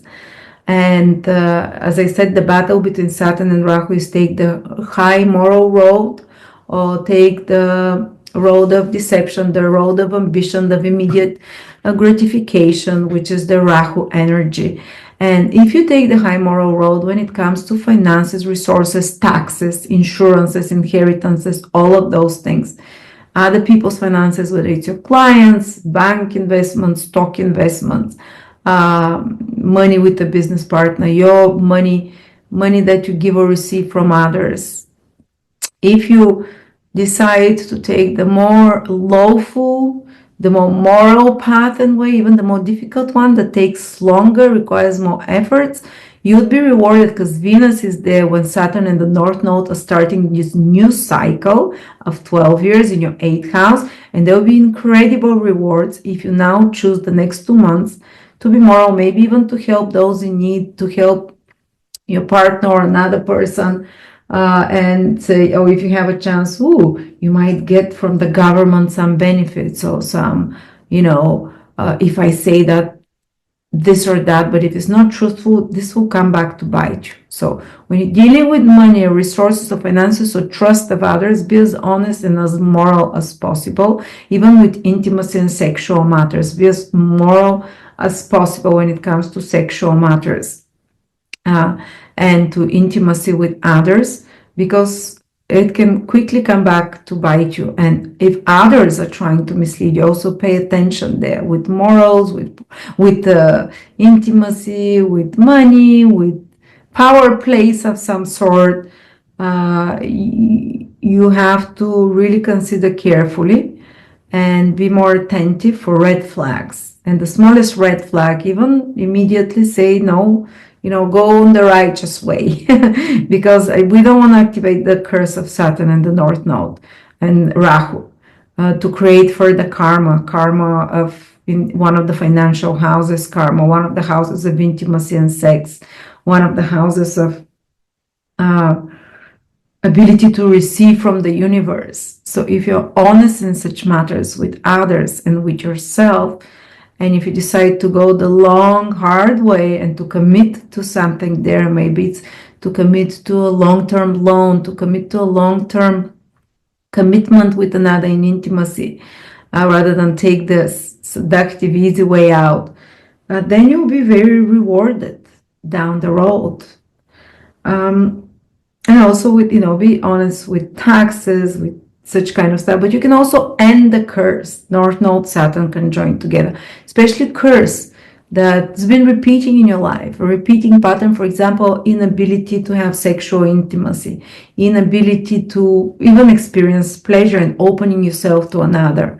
If you've had such issues, or inability to trust others, which is the 8th house, inability to receive from the universe, maybe you're just giving and you never get back, you can't receive, or maybe you have an issue where you're always the one that some kind of, you take, either it's some imbalance, you take too much, you don't give back, or you give too much, you don't open yourself to receive enough. You can end such a cycle now, can end, or even a debt toward another person is the 8th house. You can end such cycle, you can end such curse now, especially if you choose the high moral road of how you're gonna behave with such circumstances, with such people. Maybe you've paid off the karma now of your ancestors or your own. If you always would give more than you receive, for example, or in intimacy with Saturn, or problems with, I can't think right now, but it can end and you can start on a more higher level of manifestation there by choosing the righteous, not the expedient way, the righteous way.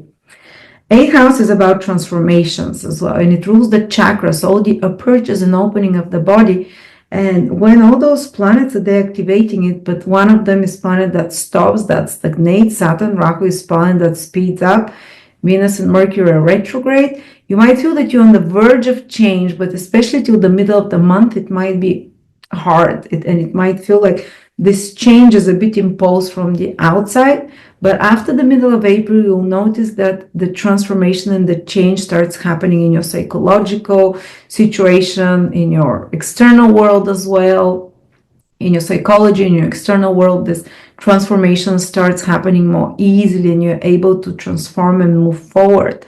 Some old traumas will be activated, some old fears, traumas, even from past lifetimes or early past lifetimes, because this is the energy of the 8th house. But it only comes, and some secrets can come to the surface. Again, 8th house is connected to secrets that can, spin your world around a little bit. But, those retrograde planets, then the North Node and Saturn, they want to unravel secrets and conundrums within yourself, and for you to understand your inner motivations as well, or some secrets that have been happening around you. So expect such things to come out as well, and some very clarifying conversation, intimate conversations with people around you as well, or intimate partners as well might happen, and a decision might be taken mutually for the two of you, where things are heading, not just financially but emotionally as well.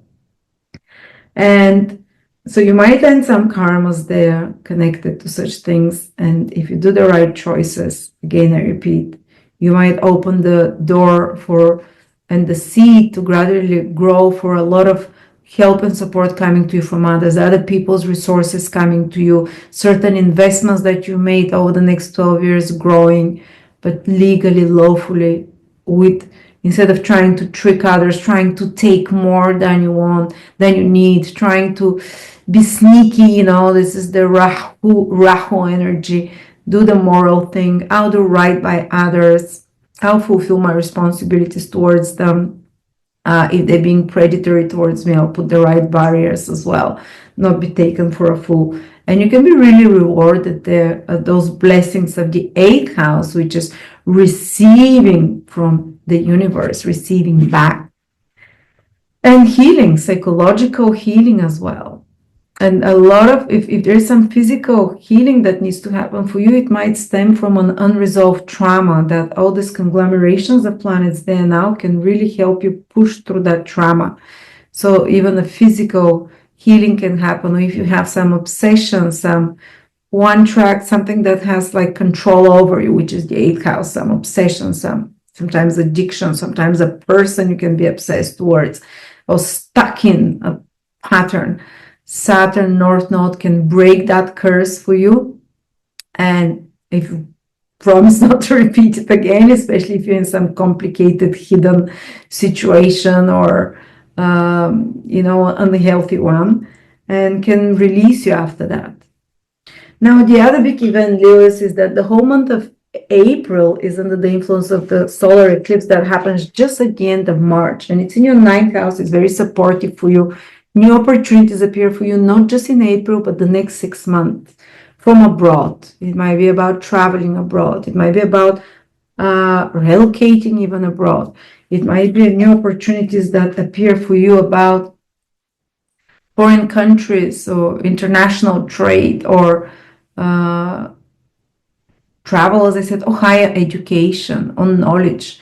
It might unfold for you some new educational journey of learning or of teaching yourself. You might be called on to take on a role of a teacher or advisor of some sort, or a guide as well, or it might trigger for you to activate, to find a fated teacher or belief system for you, or belief system that is new and expands the possibilities that are likely in your life.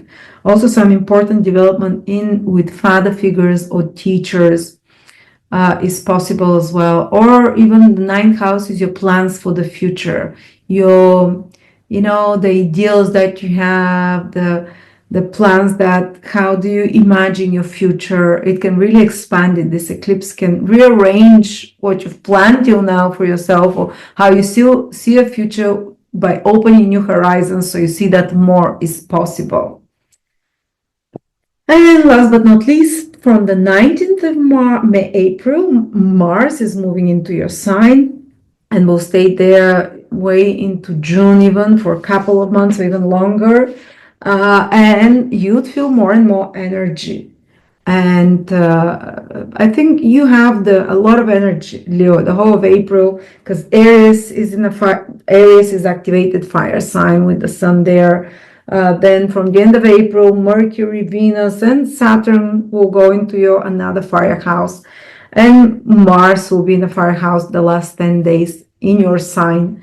So energy, drive, ambition. Mars comes out of your 12th house, where it's maybe lots of dreams, working through old karmas in your dreams, maybe even restless dream or problems with dreams or sleeping, or maybe even some hidden enemies you had to deal with, or some your own self-sabotaging behaviors, and reworking something at the back of your mind. But now Mars enters from the 19th of April your sign, so you become way more direct, you're way more initiative, of course more easily triggered as well. You won't tolerate foolishness from others. You might get a bit impatient as well, but it will get you, Mars rules a good house for you, two very good houses, the 4th and the 9th. It will get you activated to be active with family, with your real estate, about your ideals, inspirations, to act on inspiration. It creates for 2.5 months, Mars in your sign, a yoga of, especially if you're Leo rising, Success yoga. It rules a house of action and a house of inspiration. So you get an inspiration and you act for it. It can make you more successful. But of course, the first few degrees, Leos, if you have your sun, moon, or ascendant in the first 5 degrees from 0 to 5, the last 10 days of April might be a bit tense because Mars is opposing Pluto there in those first 5 degrees. So triggers from others. Be careful about your health for infections, for acute conditions. I got, because I am the opposite sign when Mars and Pluto were opposite each other, but retrograde. That was in December. Think back to it. Maybe some problem that started then will end for you now. But also be careful about your health, bruises, accidents and so on. But still, Mars is an auspicious planet for you, Leo. So yeah, a lot of work on this 8th house, clearing old traumas, ending old curses that might have bonded you in almost in some kind of a controlled situation where you're controlled, or ending obligations, old obligations to others or from others, and starting a new chapter there, but with more moral approach as well. Plus 8 houses, psychology, astrology. You can do some very good work now in April with such topics that are more taboo, that are more difficult to explore, with the subconscious, with your own inner motivations, with more occult topics that can help you have a breakthrough. So focus some energy on astrology, on self-introspection, and then, believe me, from the end of April and into May, even Saturn will move from your 8th house. It will leave you alone. This heavier energy, and of which makes it very hard to transform, but you're on the verge of transformation, will start going away, this heavier energy, and into May onwards, you feel so much lighter, so much lighter psychologically, emotionally, and so on. Now, Cancer, Sun, Moon, Rising. Cancer, Mars in April to the 20th of April is in the last kind of 10 degrees of Cancer. So just like those born from 22, 3 degrees in Cancer till 30, the later born Cancers, for example, they'll feel Cancer, they'll feel Mars, they'll be activated, especially in regards to career, to act, to get things done. They'll be busy, but also they can feel more frustrated, of course. But Mars is a good planet for Cancer rising people. Cancer Sun, despite of Cancer Mars being difficult in Cancer because it rules a 10th house and a 5th house, so you can do a lot of good stuff still in April with this Mars in Cancer. What it means for a planet to rule an angular and trinal house. Angular house is action. Trinal house is inspiration. So you get inspiration and you act on it. Trust your intuition. Your intuition, a trinal house is strong intuition, divine connection to inspiration, to intuition, and act on it. So Cancers, you have another 20 days in April to do that, to change your health as well, 1st house, to change your circumstances. Mars is about changes. And it's moving direct already, to be more initiative in such things. Of course, you can feel more frustrated, but the final results, because Mars rules 2 good houses for you Cancers, is good. And then it will move into your 2nd house. You'll become more busy with financial consideration for the next 2.5 months from the end of April. But the other big event is that you have Saturn North Node, the cursed conjunction, in your 9th house, which is actually a good house, with Venus. This curse carries seeds of blessings that can unfold over the next 12 years. And it ends one curse. And for you, in order not to start a new one, you really have to take the higher moral ground, because Saturn and North Node in the house of morality, truth, honesty. So Cancer, you're asked really to be truthful this month and in May as well. If you choose the Rahuvian path, Rahu is a demon planet in ancient astrology, which it's ambitious, it always wants quick results, to get what it wants no matter what the means. Saturn is the opposite. It says, I'm not going to do something unless it's lawful, unless it aligns with the spiritual principles or the worldly rules of the world. And here, because they're ending one cycle now in April and in May, you might end some old karma for you. Maybe your ancestors were lying. Maybe there was lies on truthfulness or some immorality, and breaking spiritual principles of honesty, of helping others. You know, the ninth house is the house of virtues, of self-improvement. And you might break a curse there. You might end it now, Cancers, of certain ancestral, even your own, if you chose always the path that is, okay, I might lie, but it will be easier for me immediately. You can break it, you can end that. If something has been blocking, because ninth house is the luck of a person and also truth.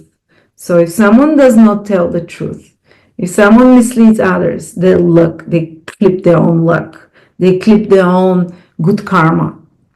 So you have a chance now to get it straight with God, the ninth house, the house of God, with how you align to the higher principles by choosing a path of righteousness. I mean, I don't want to sound like a preacher on a Sunday sermon, but these are the interpretations, choosing that you'll be truthful, you'll be sticking to the truth, even towards yourself and towards others. And it can really unlock, stop a good luck curse that you had blocking your development. Ninth house is the house of self-growth, of feeling at the right time, at the right place, feeling aligned with God, with the universe, feeling that the whole universe works for you. If you have not been in such state in your life, it's time now to break this curse by choosing the path of, okay, I'll tell the truth, at least the simplest thing, or I will try to always find out the truthful path, you know, and to really unlock the good karma for you instead of it being blocked there. But you might have to resolve some dilemma, whether you go the right choice. You know, Venus is retrograde there, Mercury as well. And then there is also this activation. Ninth house is also foreign countries. There might be some important decisions you might have to do about foreign country, place, traveling, or some important, even a trip. If you're doing a trip far away now in April, and even into May, to foreign country, it might be a very karmic trip, in a sense that to align you to break an old curse and align you to a new path in life, a new, more dharmic, purposeful path. Because the ninth house is also our purpose in life. What's the reason we wake up? Do we feel there is meaning in the universe? Do we feel there is meaning in what we do in our mission? And Saturn and Mars Saturn, the North Node, can break a curse if you haven't felt meaningful, but as long as you align to higher principles. Also, there might be a teacher or guru that appears in your life, or a new teaching that is maybe a bit more not so easy, that says, oh, everything is good, the spiritual bypassing that is so modern now, that and maybe you turn more to some traditional belief system, or one that is more aligned to, you know, that we need to pay up for our karmas. Everything is fair, but we need to do the hard work, and we need to do the hard work ourselves to receive the rewards. So maybe aligning to such more kind of, you know, belief system of God will help you if you help yourself first. Let's say it this way. So if there is some moral dilemma, take the higher ground, rather than if there's some legal issue, instead of trying to wriggle yourself around legal matters, be totally honest again, and you're gonna win it. Because there is a big reward here in this ninth house. Venus is with the Saturn North Node conjunction, and Venus in Pisces is a very good quality seed and reward that can be blessing you for many years ahead. And it can be even love, I don't know, if you choose to be honest, if you choose to be truthful. And you might be making some important decisions about foreign travel, higher education, to study something. And Saturn North Node is also about committing to a new path of responsibility, and that's in the ninth house, committing to a new path of devotion of something. Ninth house rules marriage in ancient astrology. Are you going to choose the path of marriage, or are you going to choose the path of commitment to God, to some moral cause, to some higher ideal? Ninth house rules all of those things, but some of you might commit now in the April or May to some higher goal, some higher ideal, to teaching, to learning something, on the path of the teacher, the path of the ones that brings knowledge to others, or ones that searches for knowledge, or you might start on a journey to find your purpose and meaning, like the alchemist. The journey always starts by going to foreign countries far away, learning, studying, going with teachers, metaphorically as well, and ends up back to your connection with God, which was always with you. But some of you might start metaphorical journeys into the higher paths of consciousness. Others of you and of being, while others might start actual paths by traveling, by new direction, by new commitments to study or to teach or to learn, or to follow a path of devotion. Ninth house is a path of devotion. What path of devotion are you going to choose is going to determine your life for many years ahead, at least the next 12 years. And the higher you stick to spiritual principles of truthfulness, of morally choosing the good ground, rather than quick, immediate results, the bigger the fruits and the blessings of this Venus that will grow up later. But yeah, on the more material level, you can do some important choice about your future, about your pre-qualification, education, foreign countries in some way. And then you have the whole month of April is under the influence of the new moon eclipse that happens at the very end of March in your 10th house. So Cancer, it's very busy, very visible. You see all the planets pretty much are above the horizon for you. Whatever you do, it will be in public display. Some important decision about your future you have to make with Saturn North Node and some commitment to a path. An important decision about foreign countries, or about your path or education, whatever, or moral path, or the future, how you plan it. And at the same time, you're taking new actions. The solar eclipse over the next 6 months will change your social status. Social status can be from single to married, change from married to single, from married to married, okay? Or from employed to unemployed, from unemployed to employed, or from a worker to boss. Your public role can change in a big way, but it's giving you something. This new moon eclipse is with the North Node. It opens a new opportunity over the next 6 months for your career, for the public role and public persona that you have, for the worldly responsibilities that you have. Maybe a new authority or boss figure can appear in your life, a new responsibility, duty, or career there. And as I said, your priorities for what matters for you are changing, for what is your beliefs, your plans for yourselves, for your future are changing. And this eclipse in the 10th house here ushers in for you to take on a new project, a new career, a new direction in life of some sort, new worldly responsibilities of some sort as well. But they're both in a good houses. All the action, 9th and 10th houses are happening for you, Cancer. So I think it's it's the daylight energy above, everything above the horizon. You're going to do some important choice for yourself, for your life, that can influence you for quite a long time ahead. As long as you stick to, the Saturnian principles that we talked about, of righteousness, what is truthful for you and for others, instead of spiritual bypassing, and leave it, or running away from something. Confront things now, confront them, and powerful opportunities will come to you.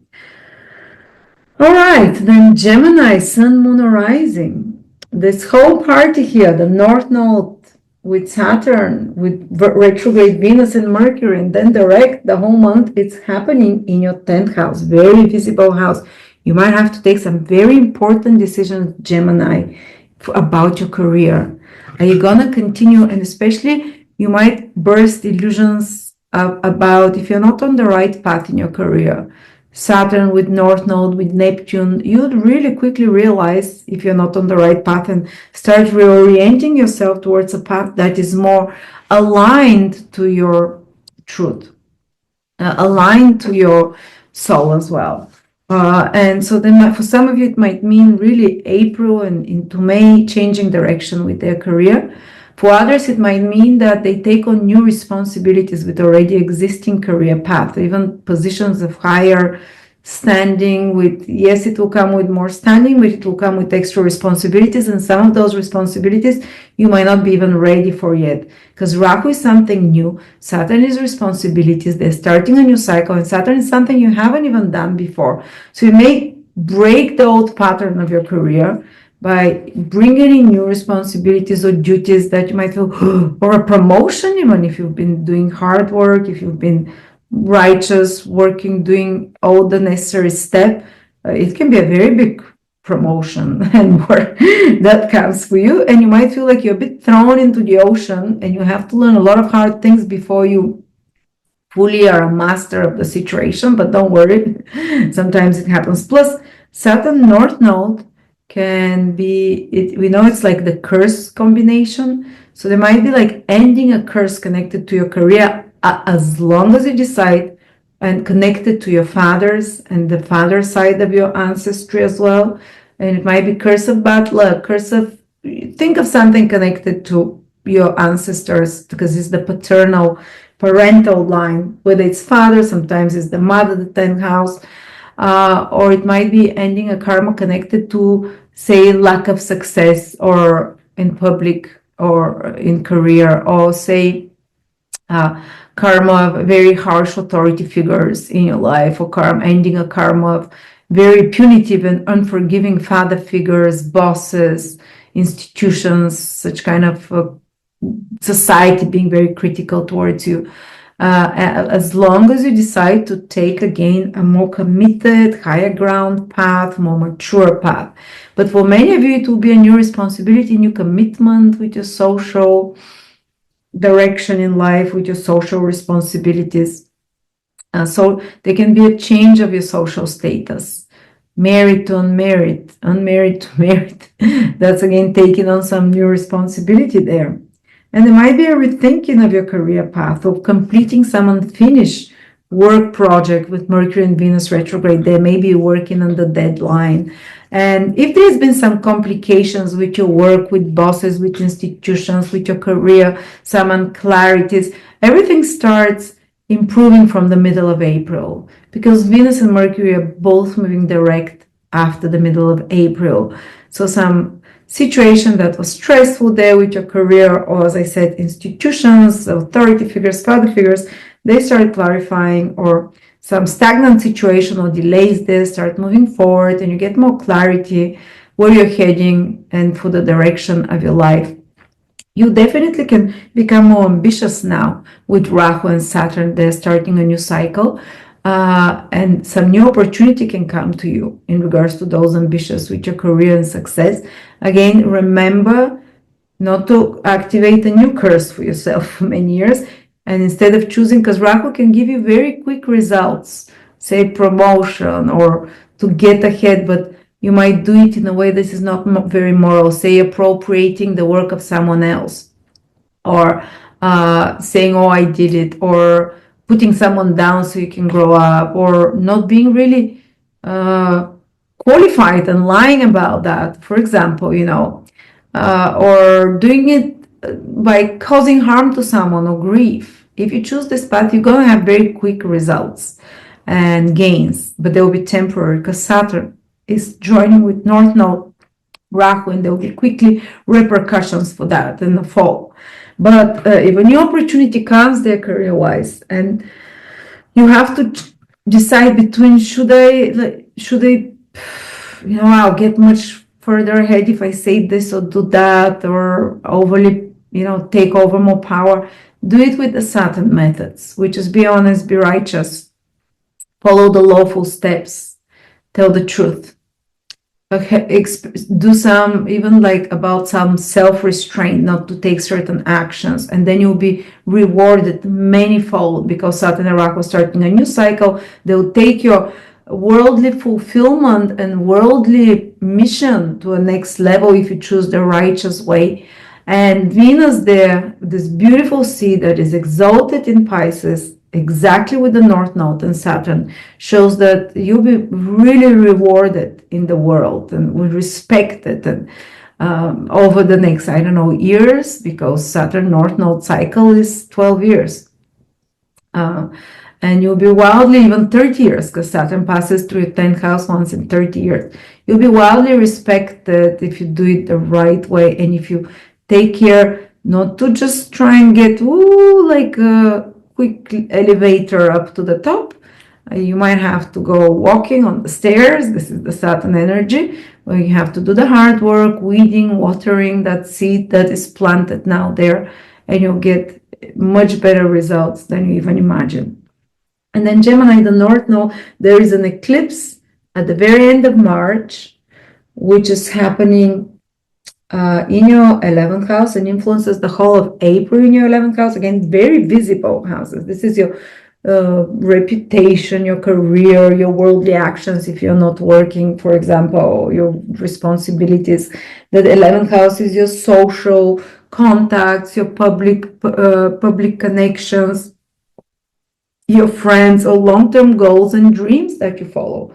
Well, this eclipse here unfolds not just in April, but for the next 6 months, for you to get activated to fulfill some long-term goal or dream of yours, even to have more public influence on others, like to start some project that affects not just you, but the whole society around you, or a large group of people in some way. This is a very political combination here, 10th house, 11th house, political in a sense, or public political as well. Or business, because 10th house is asking you to do some hard work here, to take responsibilities at your career, at your work, to commit to some project and ambition, while the 11th house is long-term goals and the results of your efforts.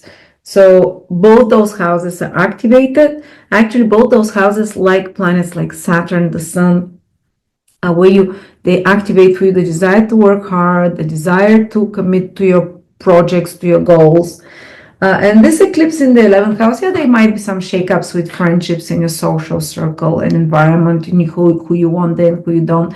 But there is a new beginning, so new people will enter your life over the next 6 houses, and these will be important people. These will be not random people. These will be people that are fated for you to meet, that can unfold some paths for you, that can help you, certain benefactors.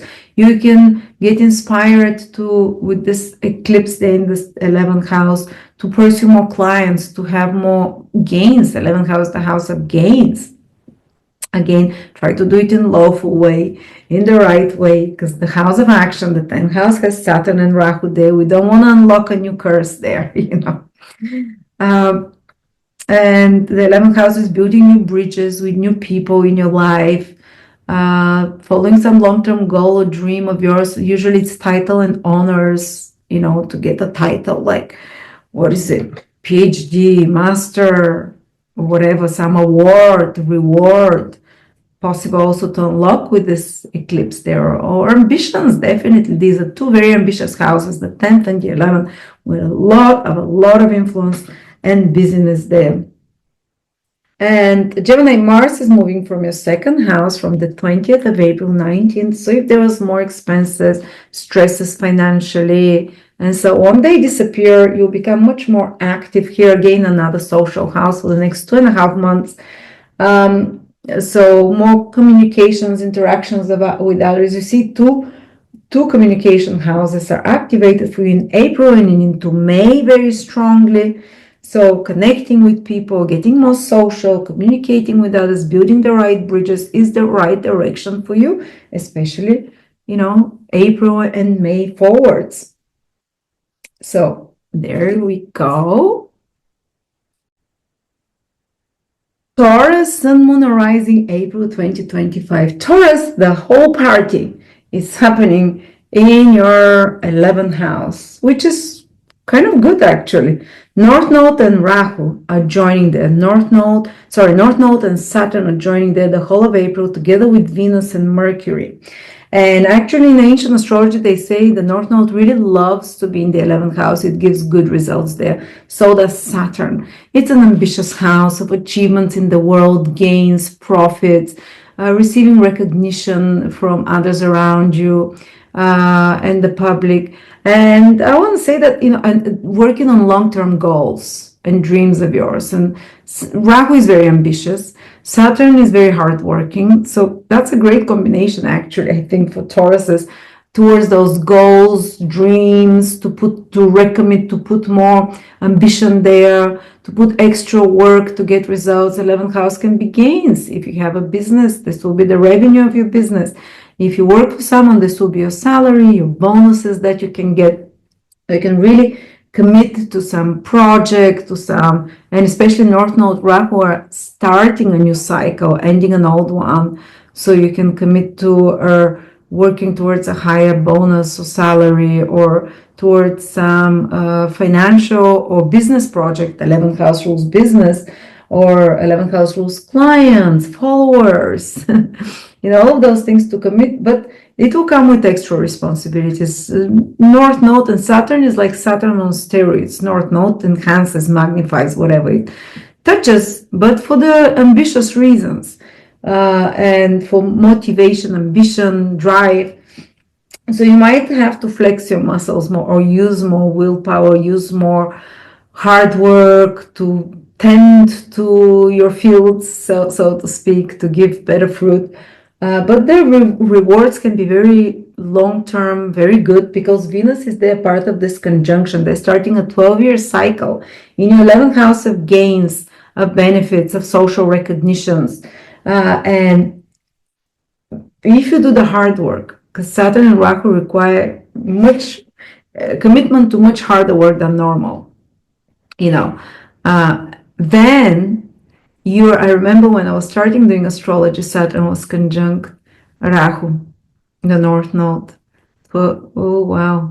When I started the business, just on the verge, so I really had to make a big dedication around that time. So I'm saying here that you might have to do a very big commitment to some long-term plan, a goal for business, for social recognition, for a dream of yours. But if you try to get there, not in a rightful way, if you try to use Rahu too much, you can still get there, but Saturn will immediately punish you, because Saturn wants things to be done lawfully, righteously. If you try to get shortcuts, what Rahu loves to do, to achieve some ambition of its own, to achieve some long-term goal, to lie, say I have these credentials, or to deceive, or to just take some, quick steps up. Well, you need to be careful, because it's the curse combination, Saturn North Node. You can create a curse for you if you do this, and that curse will very quickly be, people who are born with Saturn North Node know that every time they make a misstep in that area of their life, say if it's in your second house, financially, if you steal some money, if you mislead a friend, you very quickly get caught. And you have pay till you learn to do the most righteous thing, then you change and you break the curse.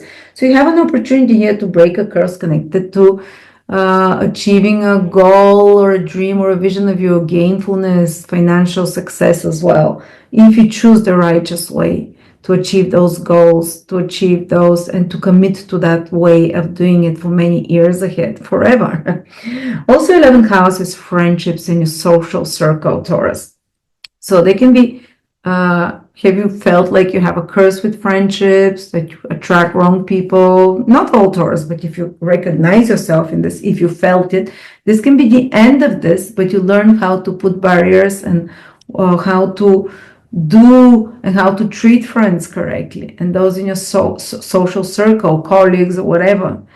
So you need to change something in your behavior to others if you want to break a curse, if you've been unpopular always, if you've not been liked by others, so if you're not accepted by others. Again, you have to correct something in the next month or two in your attitude, and you can break this curse and choose to be honest and loyal, but also not naive, and if there's some people, because 11th house also can be others, trying to promise you things, to break into your defenses and to mislead you into some beautiful castles in the air, as they say, trying to be discriminative. Venus and Mercury retrograde there will help you about that.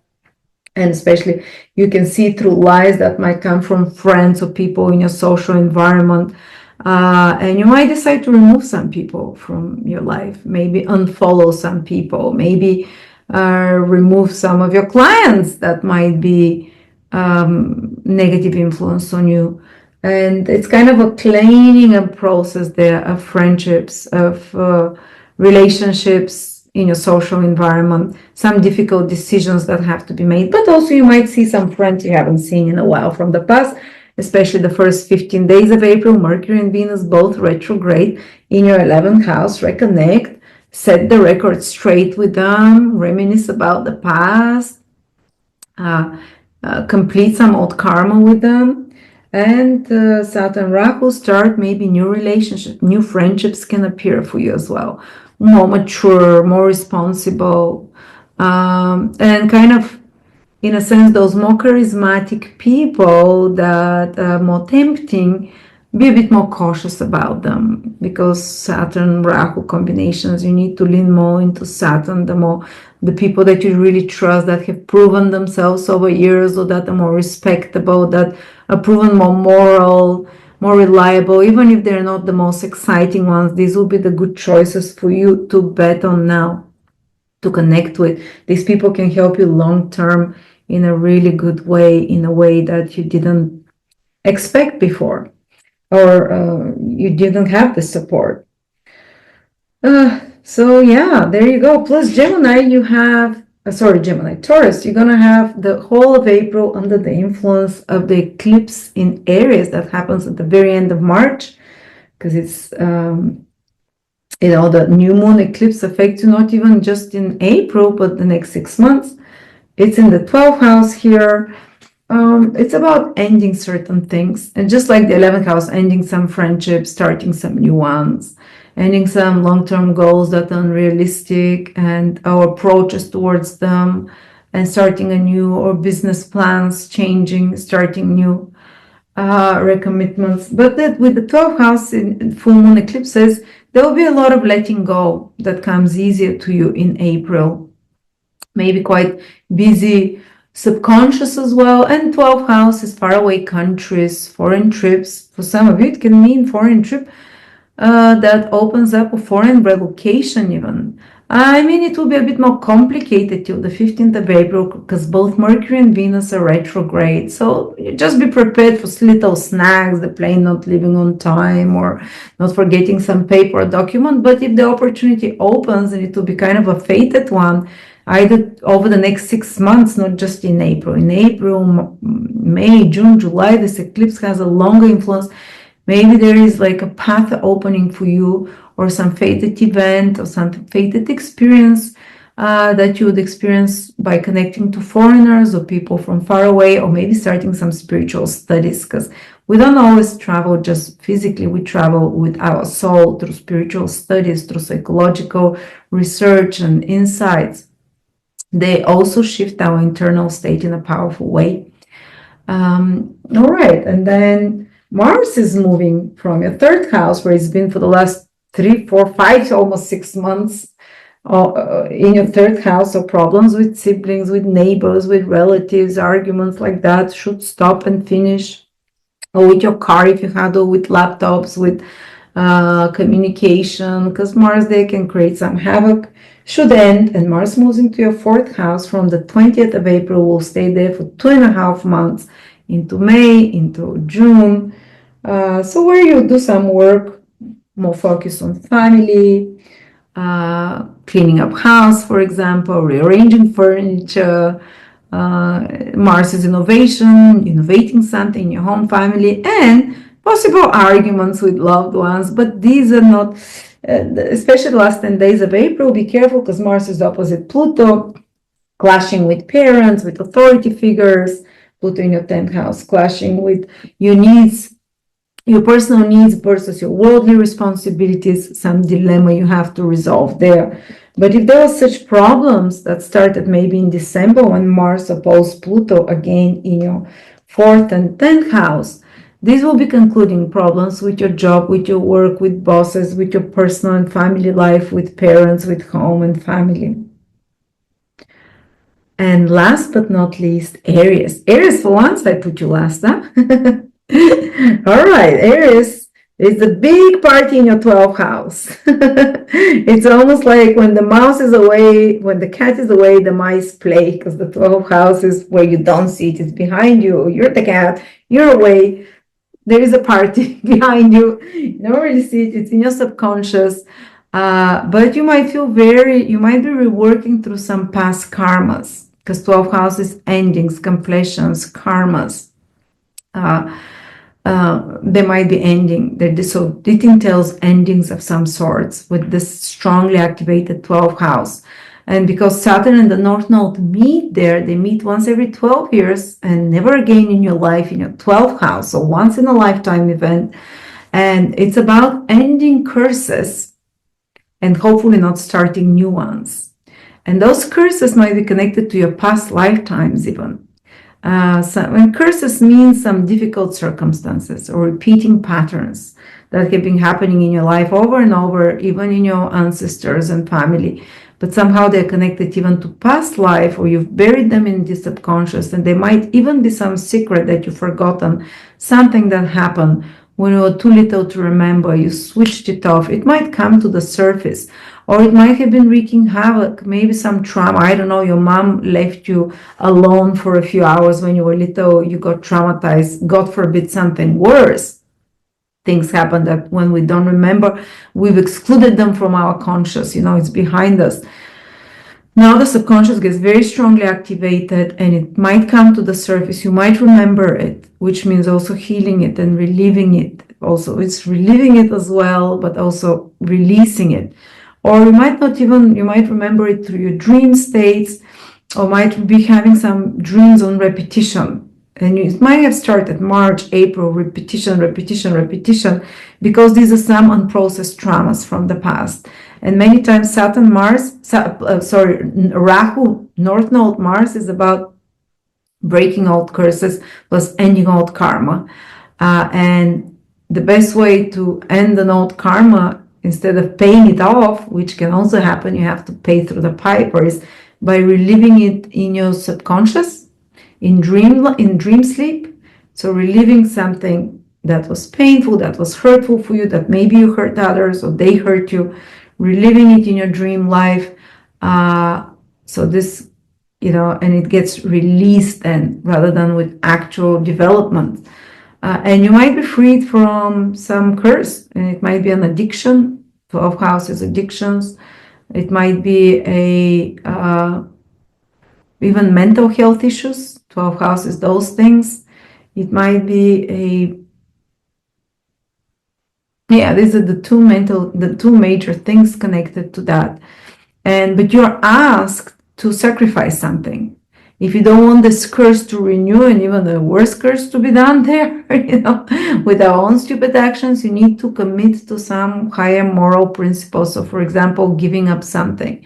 So Rahu and Saturn in the 12th house conjunction, rethinking, and Venus and Mercury retrograde, rethink your behaviors from the past, your sins, so to speak, or ways you hurt others, and promise yourself you're not going to do it again, if conscious, at least not consciously. Rethink, and you might be given a choice, because 12th house is addiction, something that you do secretly, privately, that is self-sabotaging. It might be even lies or addictions, secretive behaviors, misleading behaviors to others. You have a choice now, and you have to make a moral decision. Do you continue to do that? If you do, you might lock yourself into this curse situation for at least another 12 years. Well, it's never certain. We always are given chances, but to make it worse or to see the consequences of that, or you might free yourself from such a situation of its slavery, is the 12th house as well, being enslaved by something or some situation. So it's a rare opportunity for you to break the curse of an addiction, of a past life karma, of some pattern, and to be freed even. You might even feel that suddenly you're freed from some unreasonable desires, unreasonable attachments, addictions that you didn't know why you had them, because you've worked through the karma already and it ends now, with the Saturn North Node conjunction ending a new beginning and some kind of hopefully new slate there of a subconscious being erased. But yes, there can be some anxieties in the 12th house with so many planets there, some past motifs coming up to be relieved, to be released. It might be good too, if you have a psychologist, to go through those things to release them. Some very powerful realizations will come up. Some secrets will come up. 12th house is a house of secrets.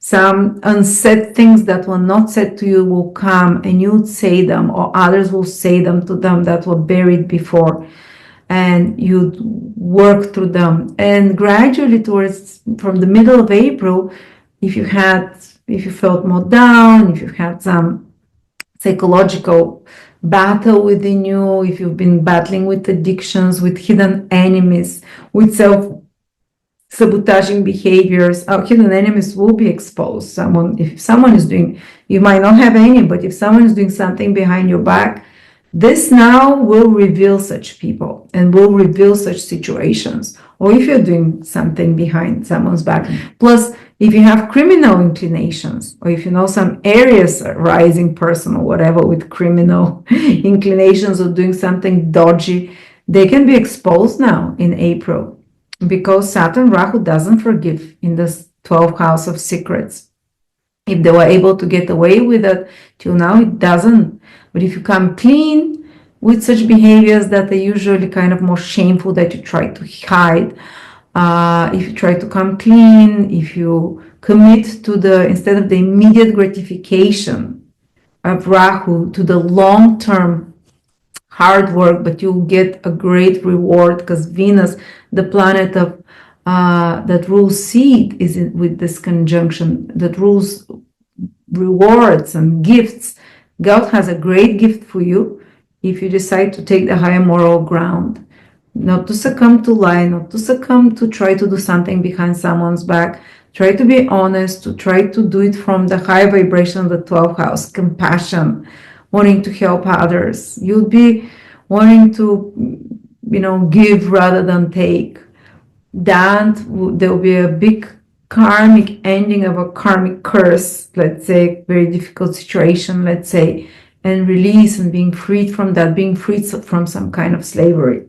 But it's not all such heavy topics. Plus, as I said, might be something to do with foreign countries, karma with foreign countries, faraway places. You might either conclude it or start a new commitment to a foreign, faraway place where you'll be more responsible there, where you'd even have some new mission, work-related, career-related, because Saturn is also connected to career. Take on responsibility abroad, take on responsibility and commitment in a faraway place, for example.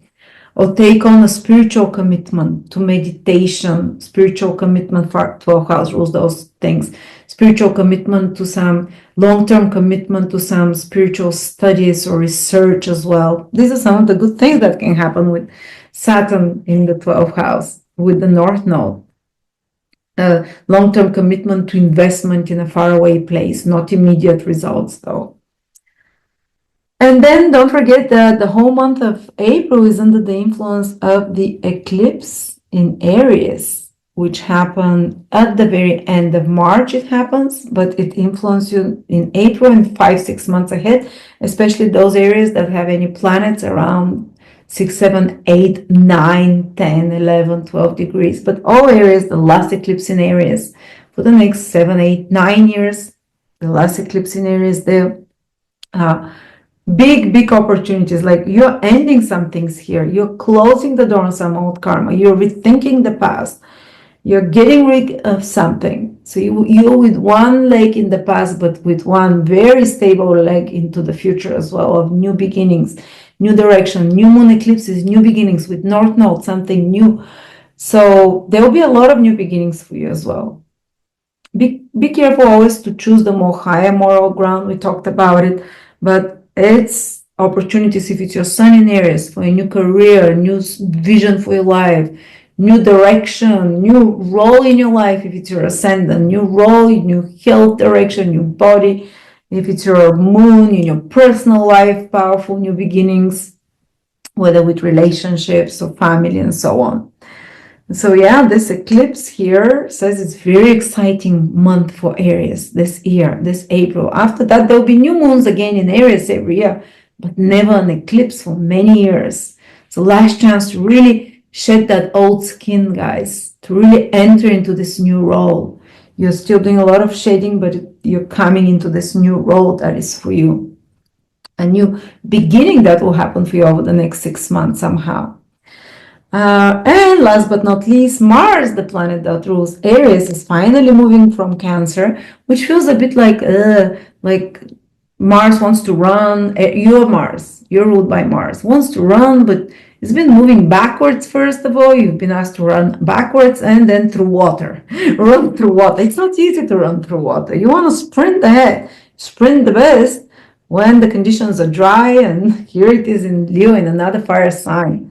So you might feel like from the 20th of April, you have more energy starts coming to you, that you're not so emotional, you know. And by the way, Venus and Mercury by the 20th have turned direct. So you've worked through a lot of old garbage, whether in your dream state, whether through with a psychologist, whether just with journaling, or whether just in your subconscious have released a lot of, you're releasing till 15th, 20th of April, a lot of old junk and baggage, even if you're not aware of it. Seriously, it's just happening alchemically.